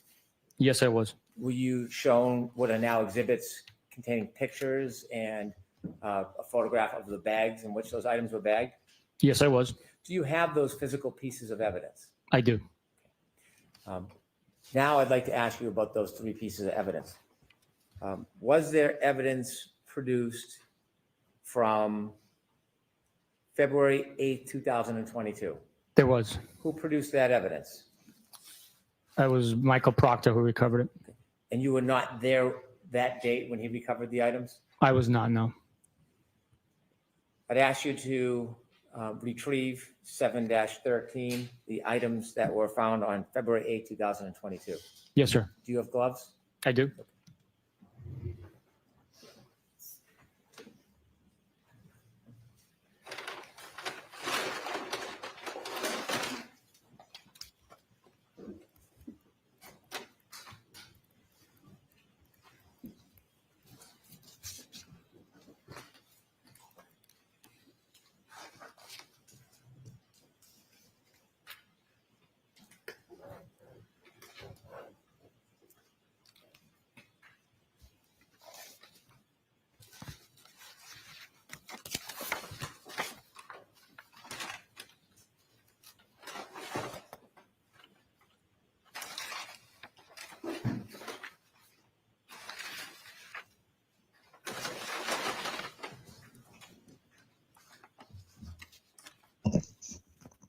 Seven dash 13.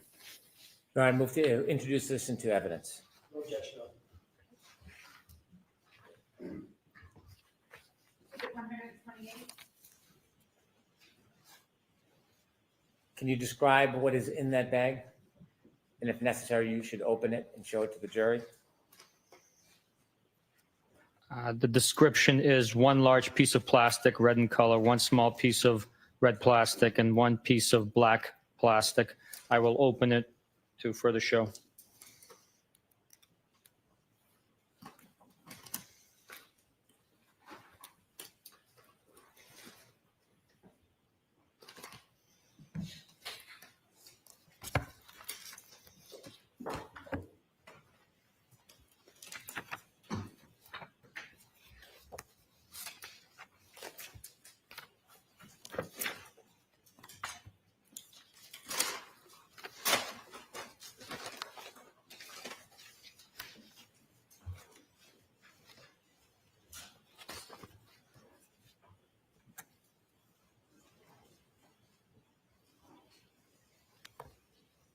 This one's labeled 22-02-184-7-13 as the bag, and this is letter number or a letter labeled A as an alpha.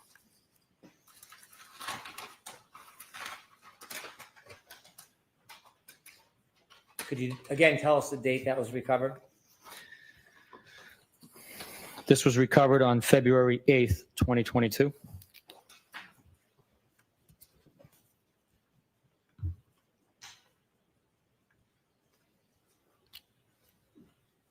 This appears to be a black piece of plastic, same identifying numbers, but this one is labeled with the letter B as in Bravo.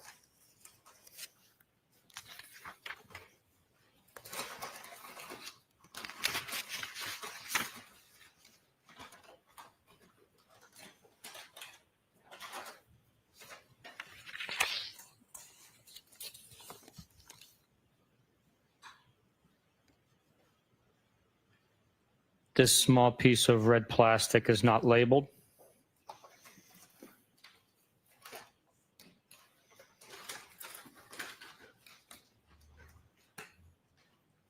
Thank you.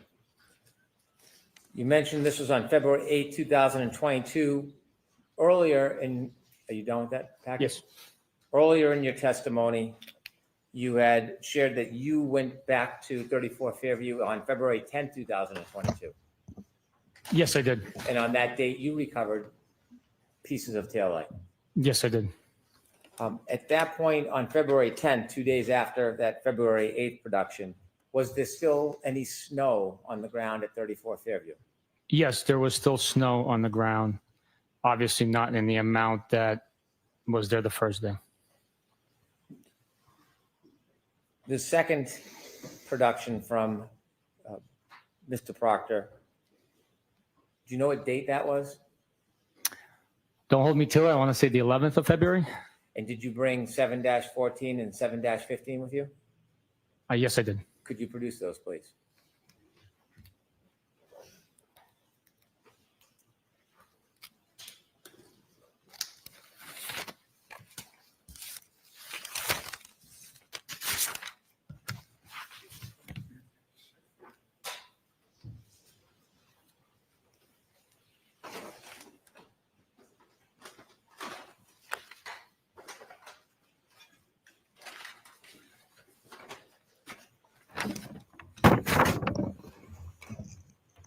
Let's take one at a time, please.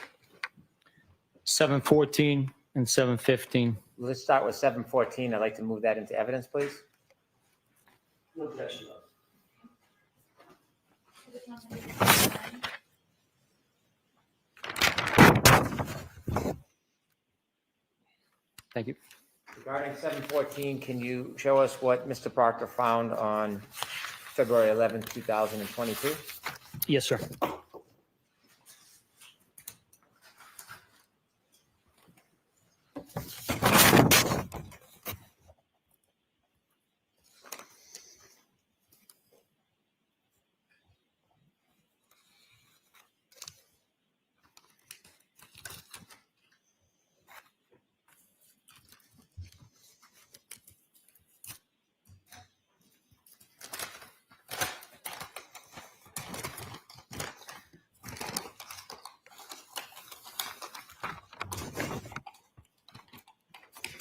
It appears to be a variety of wax, like stamp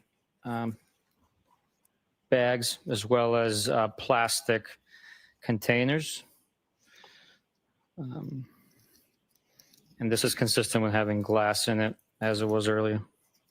Does the packaging, it seems different than the other bags. Is there any reason you know of that the packaging is different?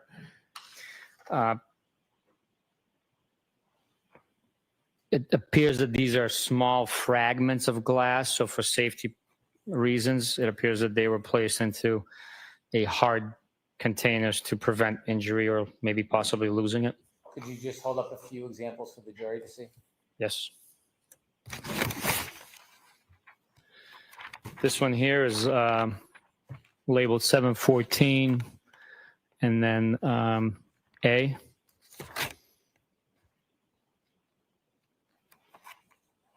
This here is B. This here is C. And then there's fragments in here. You don't need to take them out, just Okay. describe them generally. Small pieces of what appears to be glass inside the wax paper. If you can rebag all that, we'll move to the next item. Yes, sir.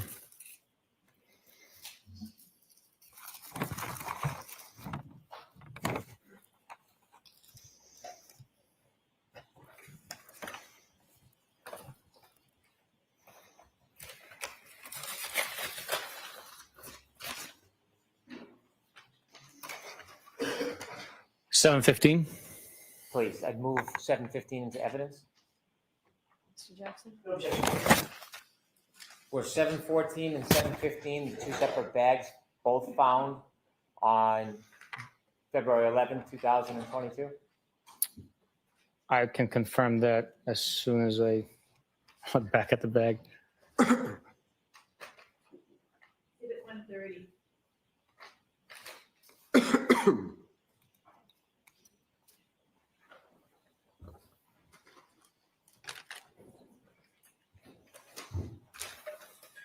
Yes, February 11th.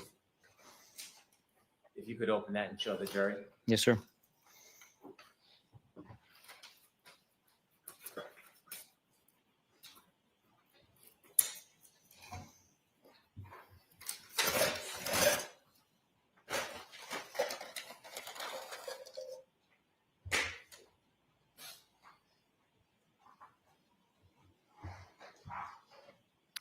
This item is labeled with the same limbs number, 715, and the letter A.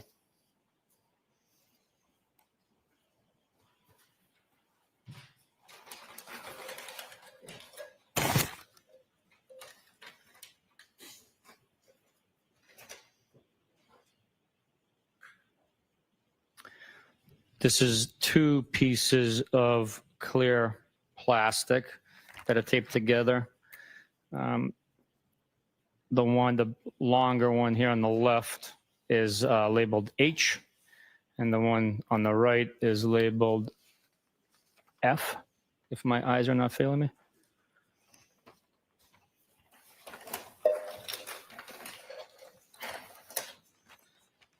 This is a canister labeled debris collection with the same numerical identifiers.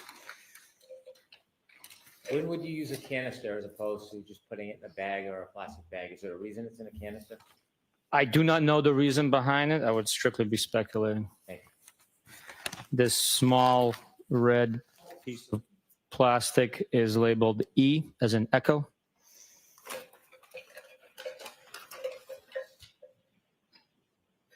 There are more small pieces of that, similar to that size that I just showed, but Very well. You can rebag that.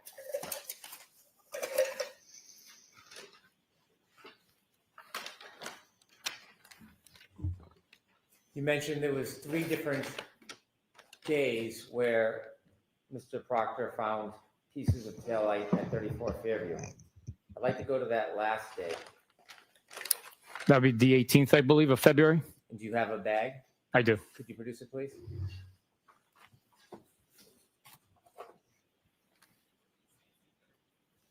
It's 7-16.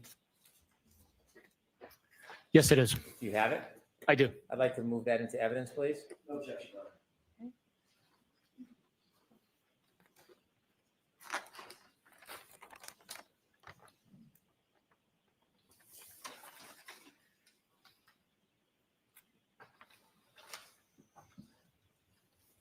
One hundred and 31.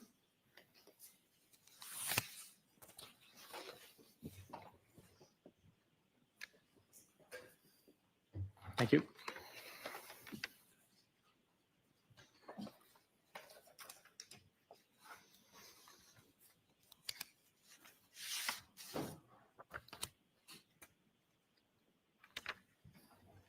If you could open it, please, for the jury. Yes, sir.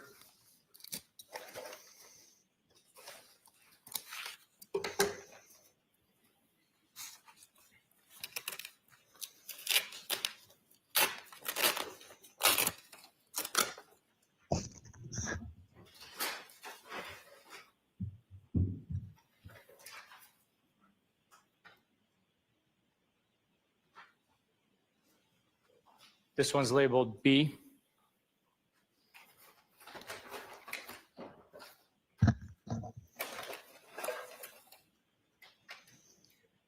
Here we have 3 red taillight pieces taped together. Appears to be mechanically fitting, labeled A, C, and D. Do you typically label items? No. Do you know where those labels and the taping come from? I believe that's from the crime lab. They identify each item according to their protocols to help them facilitate their portion of the investigation.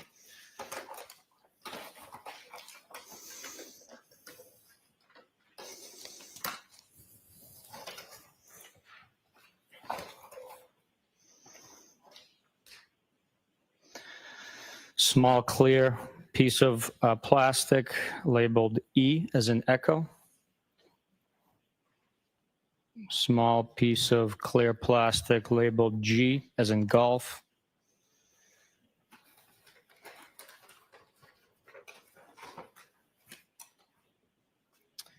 And another tin canister labeled piece of plastic. Thank you. Yes, sir.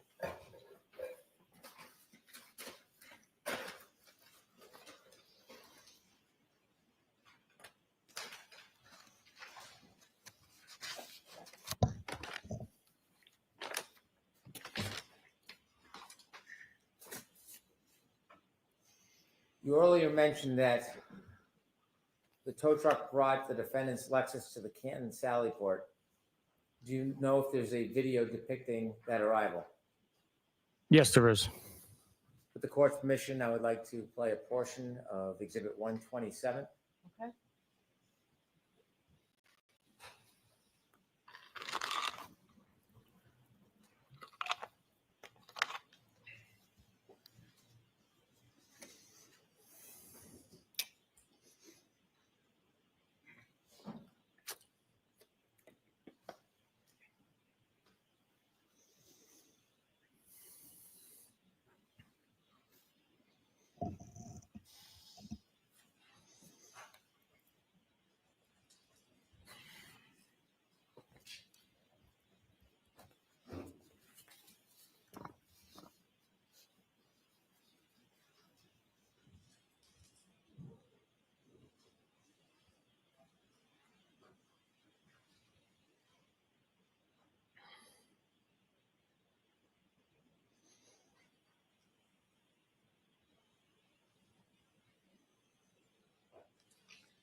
Have you seen that video before?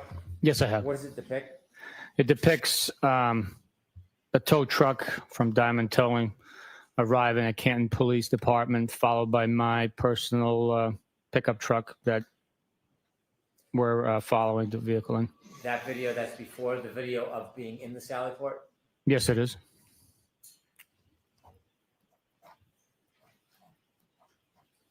When you were considering the physical pieces of evidence as part of your investigation, were you considering the weather conditions that night? Yes. When you were evaluating pieces of physical evidence that were found at 34 Fairview, were you making any assessment about their location or depth or closeness to the ground when you were evaluating them? Yes. And why were you considering the closeness of items to the ground? Well, common sense will dictate that if a item is found on the grass and there's snow covering it, that it would have to have been placed prior to the snow accumulating. If an item is shoved into the snow, it will be exposed as the snow melts prior to it reaching the ground level. I'm going to ask you to, with the court's assistant, retrieve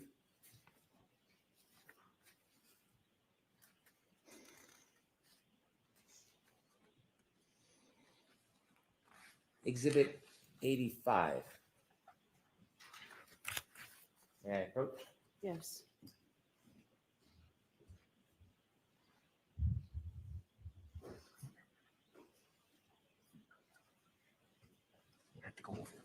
We don't have it, I'm sorry. Just right across. My apologies. No, that's okay. Sure. I'll bring it.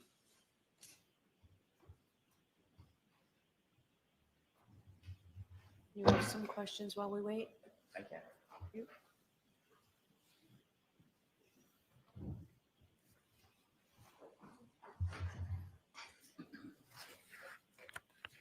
When you retrieve pieces of taillight on February 3rd,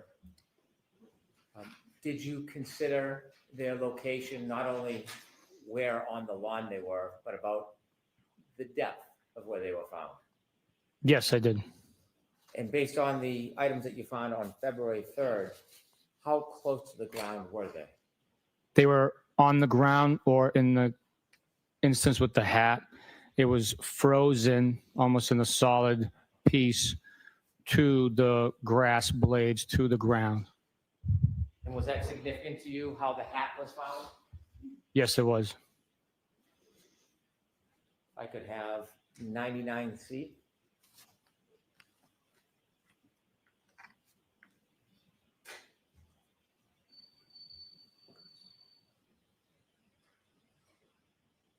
And could we now have 99D?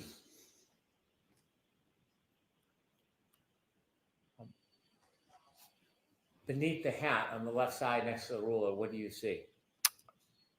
Yellow grass and a leaf, I believe, a brown leaf. Was that of importance to you? Yes, it was.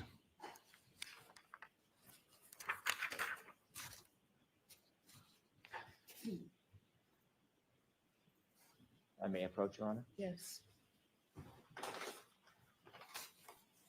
And if you could turn the lights on and take that down, please.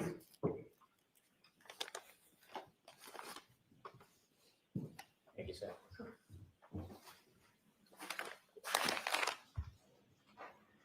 I'm approaching with exhibit 85. Could you take the item out of your bag, please, sir? Yes, sir.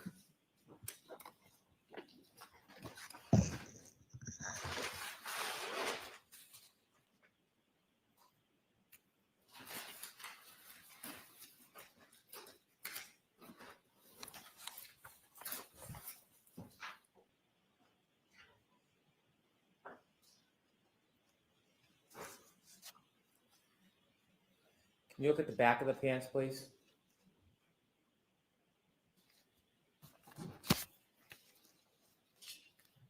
As part of your investigation and the significance of the evidence, did you consider any debris on the back of the pants as part of your analysis?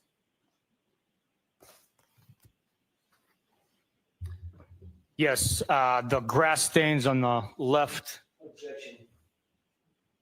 the appearance of the Oh. Go ahead, I'm sorry. the staining that's taken place or had taken place on these jeans was significant in the fact that it appears to be green and grass stain. What did that suggest to you as part of your evaluation of your investigation and the decisions that you made after? It suggests that Mr. O'Keefe impacted the grass area with his left glute, transferring green staining onto his pants. Are you or do you know from your investigation the amount of snow that was on the ground at about 12:32:09 to 12:32:12 on January 29th? Before you vetted it, did he make any changes, additions, or subtractions from that information? No, he did not. And when you vetted that information, was there anything different from the alternative source, that being the defendant's phone from his phone? Not that I noticed, no. Or that exhibit or that document has been marked for identification. I'd like to introduce it as an exhibit.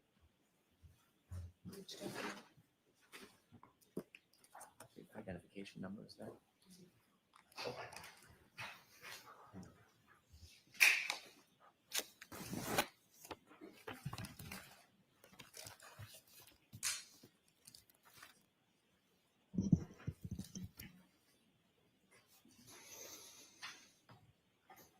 My apologies. I'll need to look. I don't know the number offhand.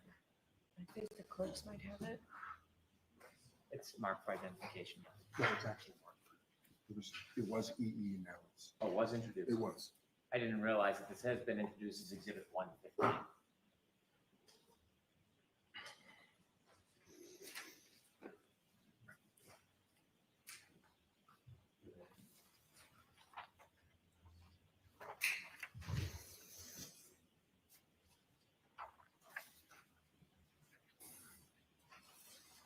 As part of your investigation, did you look to see if there was any animus or difficulty between Mr. Higgins and Mr. O'Keefe prior to Mr. O'Keefe's death?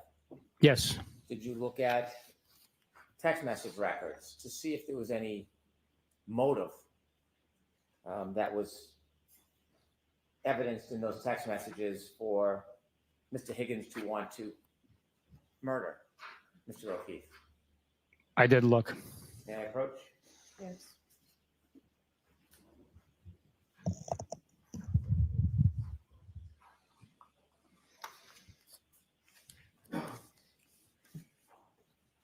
I handed you a document. Do you recognize that package of materials? Yes, I do. And what is it? It's the extraction printed out from Brian Higgins' phone, dated 2/3, meaning February 3rd, 2022. And it is a conversation between the defendant and Mr. Higgins.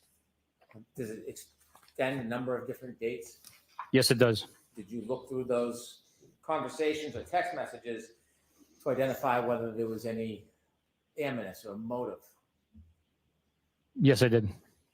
I'd move to introduce those documents as the next exhibit. No objection, Your Honor. Did you find any? Hold on.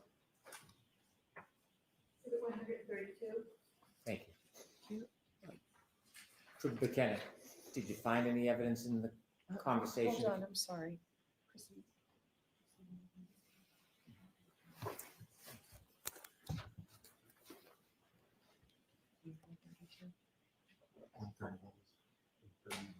Okay, thank you. Sorry, go ahead. My apologies. No, that's okay. So, Trooper Bukhenik, when you studied the materials, the conversation, communications between Brian Higgins and John O'Keefe, did you find any evidence shaping your investigation that there was a motive to harm, hurt, or murder Mr. O'Keefe by Mr. Higgins? No, there was not.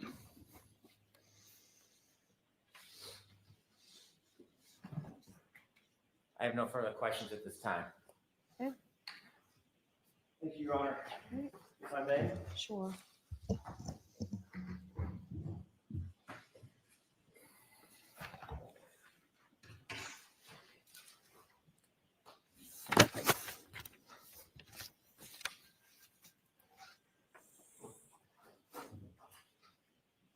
You were just asked about Brian Higgins in your interview with Brian Higgins. Where did that take place? In Sharon at an attorney's office. At his lawyer's house, correct? I'm not sure if he resides there, but it was an office. With his lawyer present, correct? Yes. Do you find that unusual? Objection. Sustained. He wasn't under arrest, correct? No. You hadn't read him his rights. No need to know. No need to, because he wasn't in custody, right? Correct. He was just a witness in a case that you're investigating. That's correct. But he asked that you interview him in his lawyer's presence, correct? Yes. You were asked about any evidence of Brian Higgins having a motive to murder John O'Keefe just a few minutes ago by Mr. Brennan, right? Yes. And you said, no, I didn't find a motive that Brian Higgins would want to murder John O'Keefe. Is that right? That's right. What about a motive to confront him about a girl he was interested in? Did you see that? I believe the text messages speak for themselves. Everybody heard me read them out loud. Yep, the text messages do, but I'm asking you.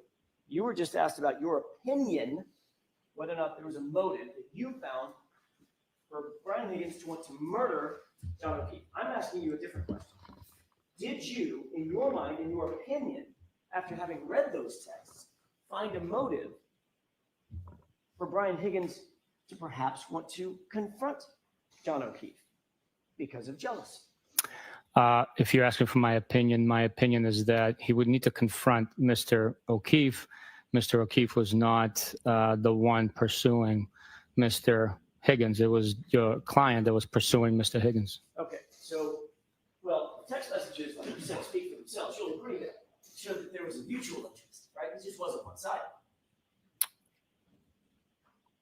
At times there was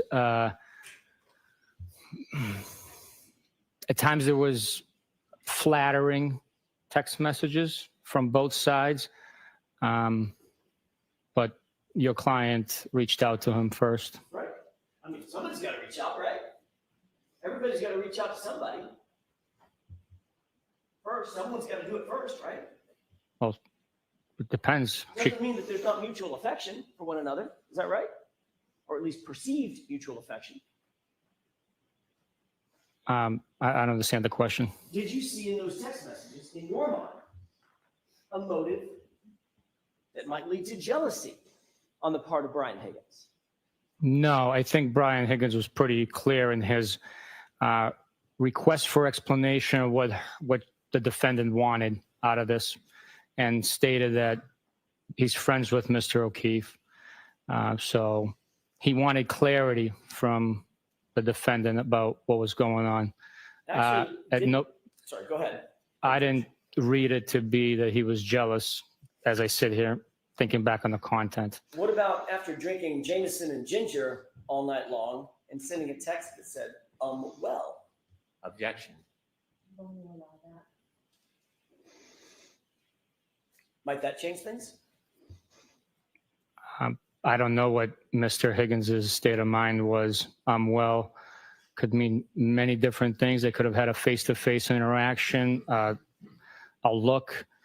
We'd be strictly speculating what was intended by that, or what was the intent of communication by that text message. After weeks of communicating with Ms. Reed in a romantic manner, and then seeing her walk in the door with John O'Keefe and sending the text message, well, after having been intoxicated, you see that, detective, as an investigator, as a reasonable, objective investigator as a possible scenario for Brian Higgins to be jealous about John O'Keefe? There's a possibility there, but I didn't see it. Did you explore that possibility when you got all these text messages? We did not follow up on that aspect based on the totality of the entire investigation. Did you pull the tape at the waterfall and review the tape as we did here in court? That happened, yes. Okay. Did you see on the tape a time just before Brian Higgins left the location where he was confronted by Chris Albert? Objection. Change the wording. Sure. Did you see a circumstance, did you see a situation on that tape where Brian Higgins is standing and Chris Albert physically puts his hand on Brian Higgins' arm, on his left arm? I don't have a specific memory of that. You remember a circumstance on that tape where Brian Higgins pulled his arm away and looked past Chris Albert over toward the bar, which is where John O'Keefe was standing. You see that? I do remember you pointing that out, but we couldn't tell him who exactly he was looking at based on the video. Did you see a circumstance in which Brian Higgins then put his hand on his forehead and began rubbing his forehead like this? I don't have a memory of that. Did you see a circumstance in which he then motioned over toward that side of the bar with his left hand? That I remember, yes. Did that seem realistic to you? Let me ask it a different way. Did that seem to you as a reasonable interpretation? Hey, come on outside. Or come here. Very reasonable since they've been invited to 34 Fairview. Did it look, in your opinion, that that was just a, hey, let's go together? Or did it look more to you like, hey, come outside? Or let's step outside? The totality of the investigation, the fact that when they stepped outside, there was no confrontation and they were invited to the address. Again, totality of the investigation suggests otherwise. Let's talk about that totality of the investigation. You're aware that Brian Higgins left first. He was the first to arrive at 34 Fairview, even before Brian Albert. I am, yes. And you're also aware that John O'Keefe and Karen Reed were among the last to arrive. So they didn't step outside together, right? They didn't step outside, but once he was invited, according to your narrative, wouldn't they have a discussion outside where he was invited to come out? So, Mr. Jackson, I just want to ask you, how much longer? Not long. I can finish this up if you give me 10, probably 10 minutes. Okay. Jurors are saying yes. Is it okay with all the jurors? We usually break at 4. I don't want to overstep. I'm happy to stop now, but I think I can get finished. I'd like to finish with this witness and not have to bring him back again tomorrow. Thank you. Thank you, Your Honor. I appreciate the accommodation.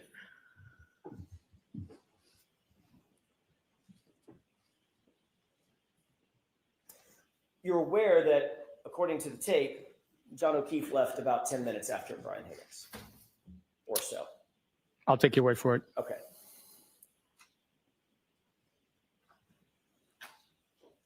You would agree, as a homicide investigator, not every death starts off as an intended murder, correct? I will agree to that. Sometimes a fight could go wrong, and you intend to fight and duke it out. Something goes wrong, something goes south, someone dies, right? Objection. Is that something that people want to be on the scope? So, move along.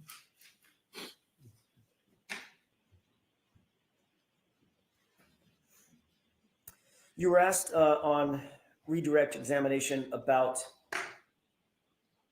taillight pieces that were found by the CERT team. I want to ask you real quick about that. Your testimony was you recall that the CERT team found a large piece of red taillight material during their initial search. Is that correct? That's my recollection, yes. Okay. Did the CERT, you had a debriefing with the CERT team, correct? Not the CERT team. I had a debrief with the members of our unit at the Canton PD conference room. I do not have a memory of the CERT team being there. Do you recall ever being told or informed that the CERT team actually recovered maybe 5 or 6 pieces, maybe 7 pieces of small plastic material in addition to the shoe, as opposed to a large piece of red tail? The memory that stands out to me that I have is that there was a large piece of plastic recovered. It wasn't a shard. It was significant enough that, shown on the photograph taken by Detective Lieutenant Tully.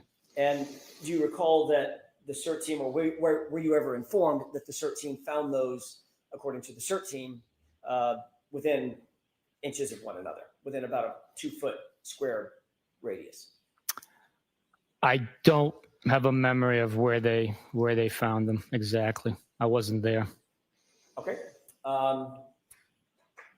You were asked about the taillight. You were shown a photograph of the taillight, where almost the entirety of that lens material is missing, gone, correct?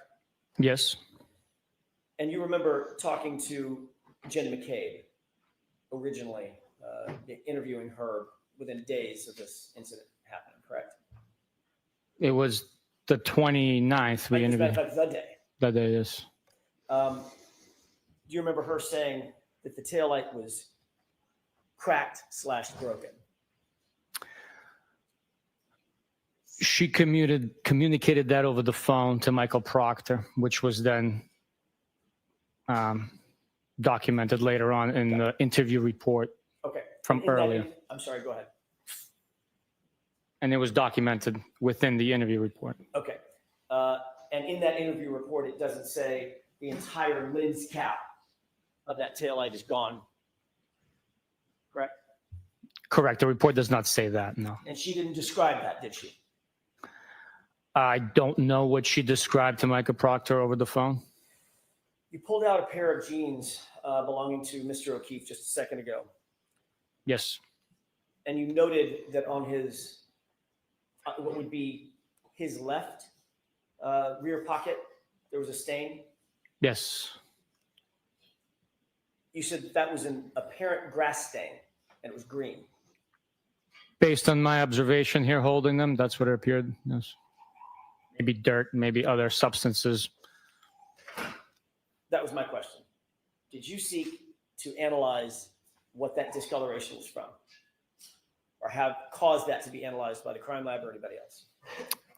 The genes were processed. I don't know what their protocol is to analyze it. They process those genes.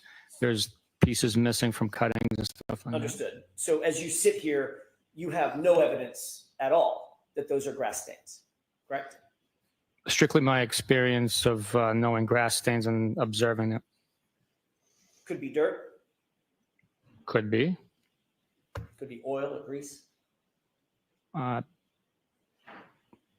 don't know about that, but They look brown. Stains look brown, doesn't it? there's different parts of the stain. Some has brown, some has green, different parts of it. Could you get, in your experience, stains on the back of pants from being dragged? I've never dragged anybody, so from my experience, I can't tell you. I didn't ask if you've ever dragged anybody. You've never murdered anybody either, but you're a homicide investigator, right? Did you get those stains from being dragged? It's just a common sense question. My common sense dictates that it was not a drag, a mark, because it would have linear characterizations, and it would be both buttocks that are engaged in contact with the ground while being dragged. Or if he was being dragged and he had something in his pocket, or being dragged at an ankle. Being dragged through a crease spot that was only on the left. What about all those possibilities? Again, my opinion, common sense dictates it was not the case. But you certainly didn't take any action to investigate forensically what those stains actually were. I did not know. By the way, can you lose a shoe from being dragged? It depends. I guess you can, depending on how loose it is.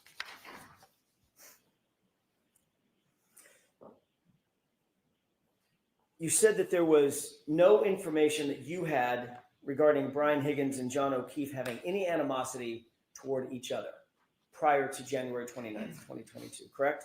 Correct.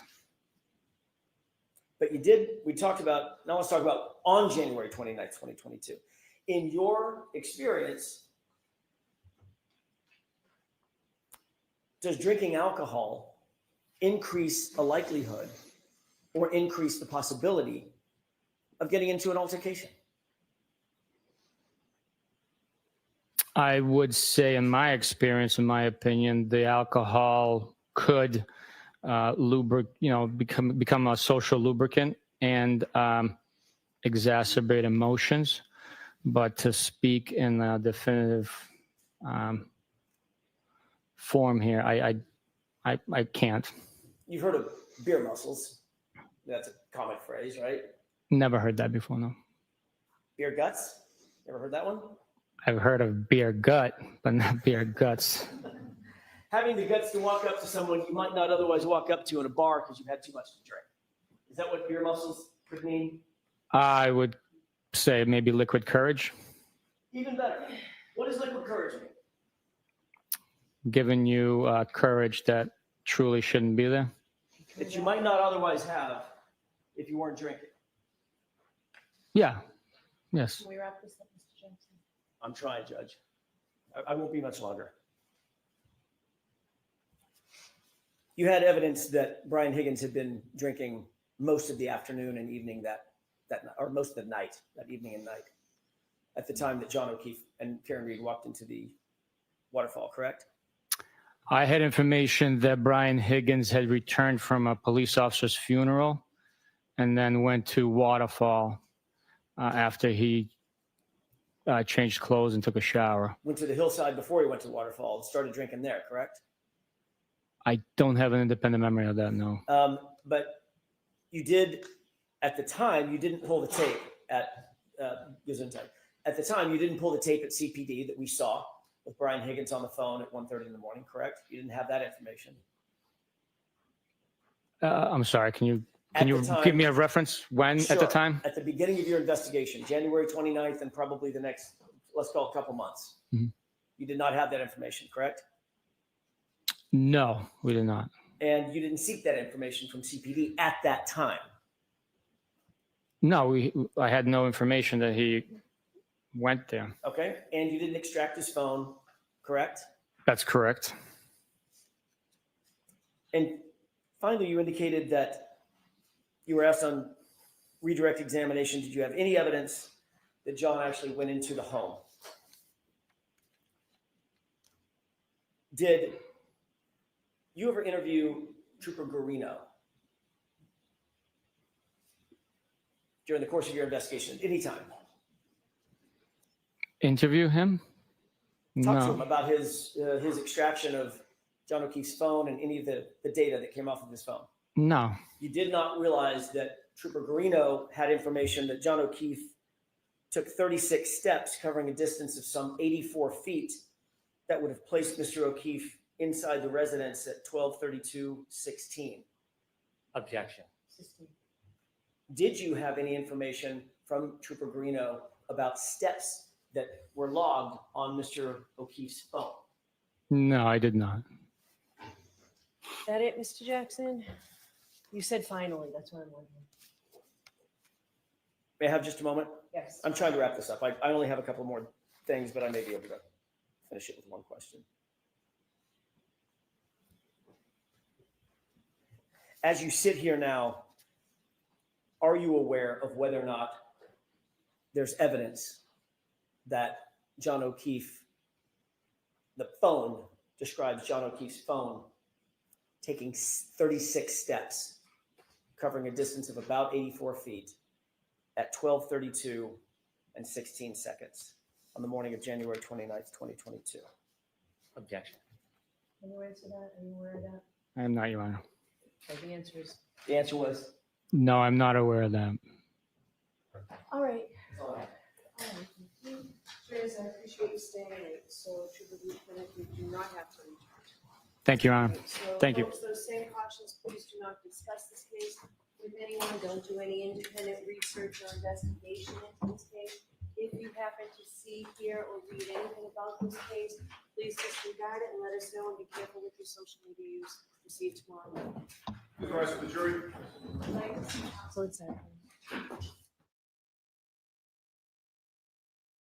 Okay. Well, she shut him down. Yep. No, he went past his 10 minutes. Couch has him clocked at 11 minutes, 15 seconds. He just has to. I have to say, he pushes the envelope all the time, and it does get under my nerves. I hate bad legal manners, and he has no respect for the system or the court. He disrespects the judge repeatedly. It's rather annoying to me, but what can I do? Like, I'm not no lawyer. Well, but this was interesting. We did get to redirect. And now, Sergeant Yuri, well, heck, he he actually gets to leave the court, and we won't see him tomorrow morning. But we'll be back tomorrow morning. I hope all of you will be joining me and keeping me company. But I do think we made some headway today. The defense did what they could to really put a lot of reasonable doubt out there, and they brought the Proctor issue to a head, and it is now right there in the jury's lap, and it's going to affect everything. So there you go. Well, which was number 6, Couch? Like, are they? I thought she had dismissed them. I thought we were done. Like, but I'm leaving it up there. Oh, you think they're on? She is doing sidebar, but I think we're done. We'll see when she comes back. Well, 6 is not a bad number for the day. We've had much worse days, Those steps were proved not fully credible. You're right, Maggie. They were in Jessica Hyde's testimony. She said they could be many, many things. And because there was no other information surrounding the health data for those steps, that it's very unlikely they were steps, because she said you had to take other things into consideration. Right? And so you're right. Like, and I found that to be a very credible answer, because it is true. Without other information, you can't just take the health data of the Apple Watch or phone as valid, because there's other things that go along with it, like heart rate and movement and other things. Would be 7 if the first 5 wasn't stricken on objection to sidebar while in the loo. I get it. Well, we could keep the number accurate. I mean, it was a sidebar. I just object to them doing it while I wasn't available to unmute because I had walked away. So I mean, it still was sidebar. So I guess it really is 7 if this is a sidebar. And we'll count this as a sidebar if she comes back and says, okay, see everybody tomorrow. If she never comes back and they cut the feed, we're going to have to go with 6. Does that sound fair? Fair. Yeah, I think it sounds reasonable. Yeah, that's what I like. Compromise and communication. We'll thrive on it stuff. Yeah.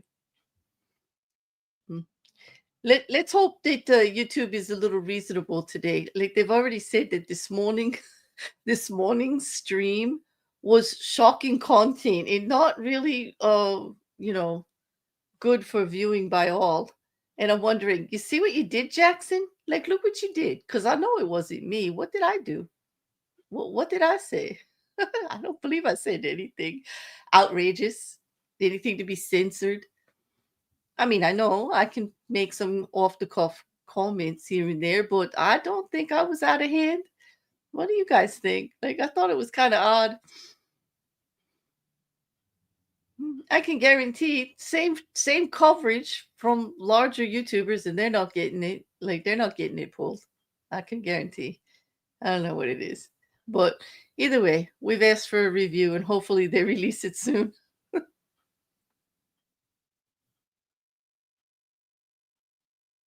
Yeah, I don't even think I said the word there, couch. Did I actually say that word? I said loo. Like that's very polite word for bathroom. Cool. It just what really. And if that's what's going to get it pulled is shocking. I mean, like worse things have happened. It's like seriously, it just doesn't make any sense. Make that make sense. Really. Hmm.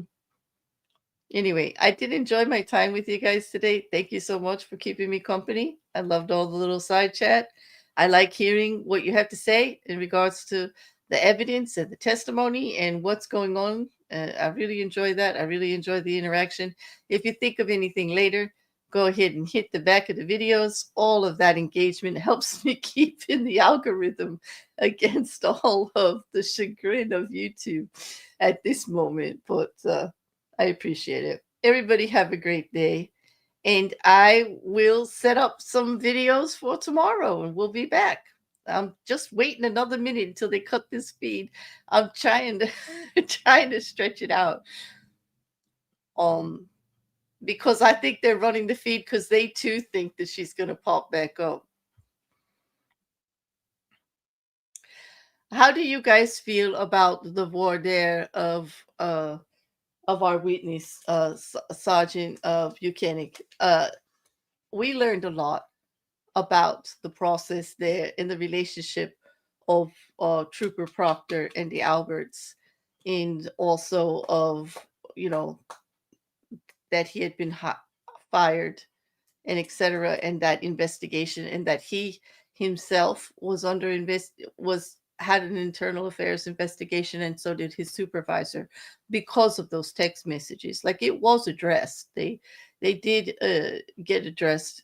He had said he lost 5 vacation days because of it, because of not supervising Proctor, reprimanding him immediately or doing anything about the situation, you know. But I think the judge made the right call not letting that in, because when it comes down to it, he had no personal knowledge. The knowledge comes from Proctor and from the investigators, and the investigators didn't share any information of Proctor's investigation with him. Did we find out why he was fired? I missed a lot of the questioning. He didn't get to say so in the voir dire. They proved that this sergeant doesn't know. But when I read the actual dismissal, it was for inappropriate behavior in with the defendant in this case, and also more so than not was a violation of drinking in a police vehicle during during hours of duty, alcohol. So that was the bigger offense. Actually, it was misconduct. If the drinking wasn't there, the misconduct in regards to how he referred to the defendant in this case and some of his comments probably would have been a serious reprimand. He may have been demoted. He may have lost vacation time or some kind of credits. Uh, there may have been a financial impact for it. It would have been a serious reprimand, but I doubt he would have lost his job over it. But because it compounded with the fan just stopped, because it was compounded with the drinking in the vehicle during the hours of police duty, that's very serious, and that just made it. Well, there they go. Okay, so they didn't come back. So we're gonna call it 6 then, couch. We had 6 today, so nowhere near the record. I think the record is 11. Is it 11 or 13? Oh gosh, now I forgot. I have to go back and look at my notes. I think it is. But yes, Teresa. I mean, I hope that helps. I hope that helps. I do believe I put 13 is the record. Okay, that's what I think. 13. All right, 13. I better write that down now. I'm putting a big 13 at the top for tomorrow. Okay, I'm gonna start my new page. There we go. I do believe that I did post the reprimand in the library in the Karen Reed room, but I'll have to go look. You know, it was somewhere. I know that we saw it on It was posted on X and it was circulating around. Yeah. Usually, if I see anything on X, and I grab it and I put it in that room. Well, that's what I read. That's the best of my recollection of the issue. Good thing I'm not on a witness stand because I'd be like, humana. Well, I think so. Anyway, have a great night, everybody. And I will see you all tomorrow. Tonight, Hopefully. a key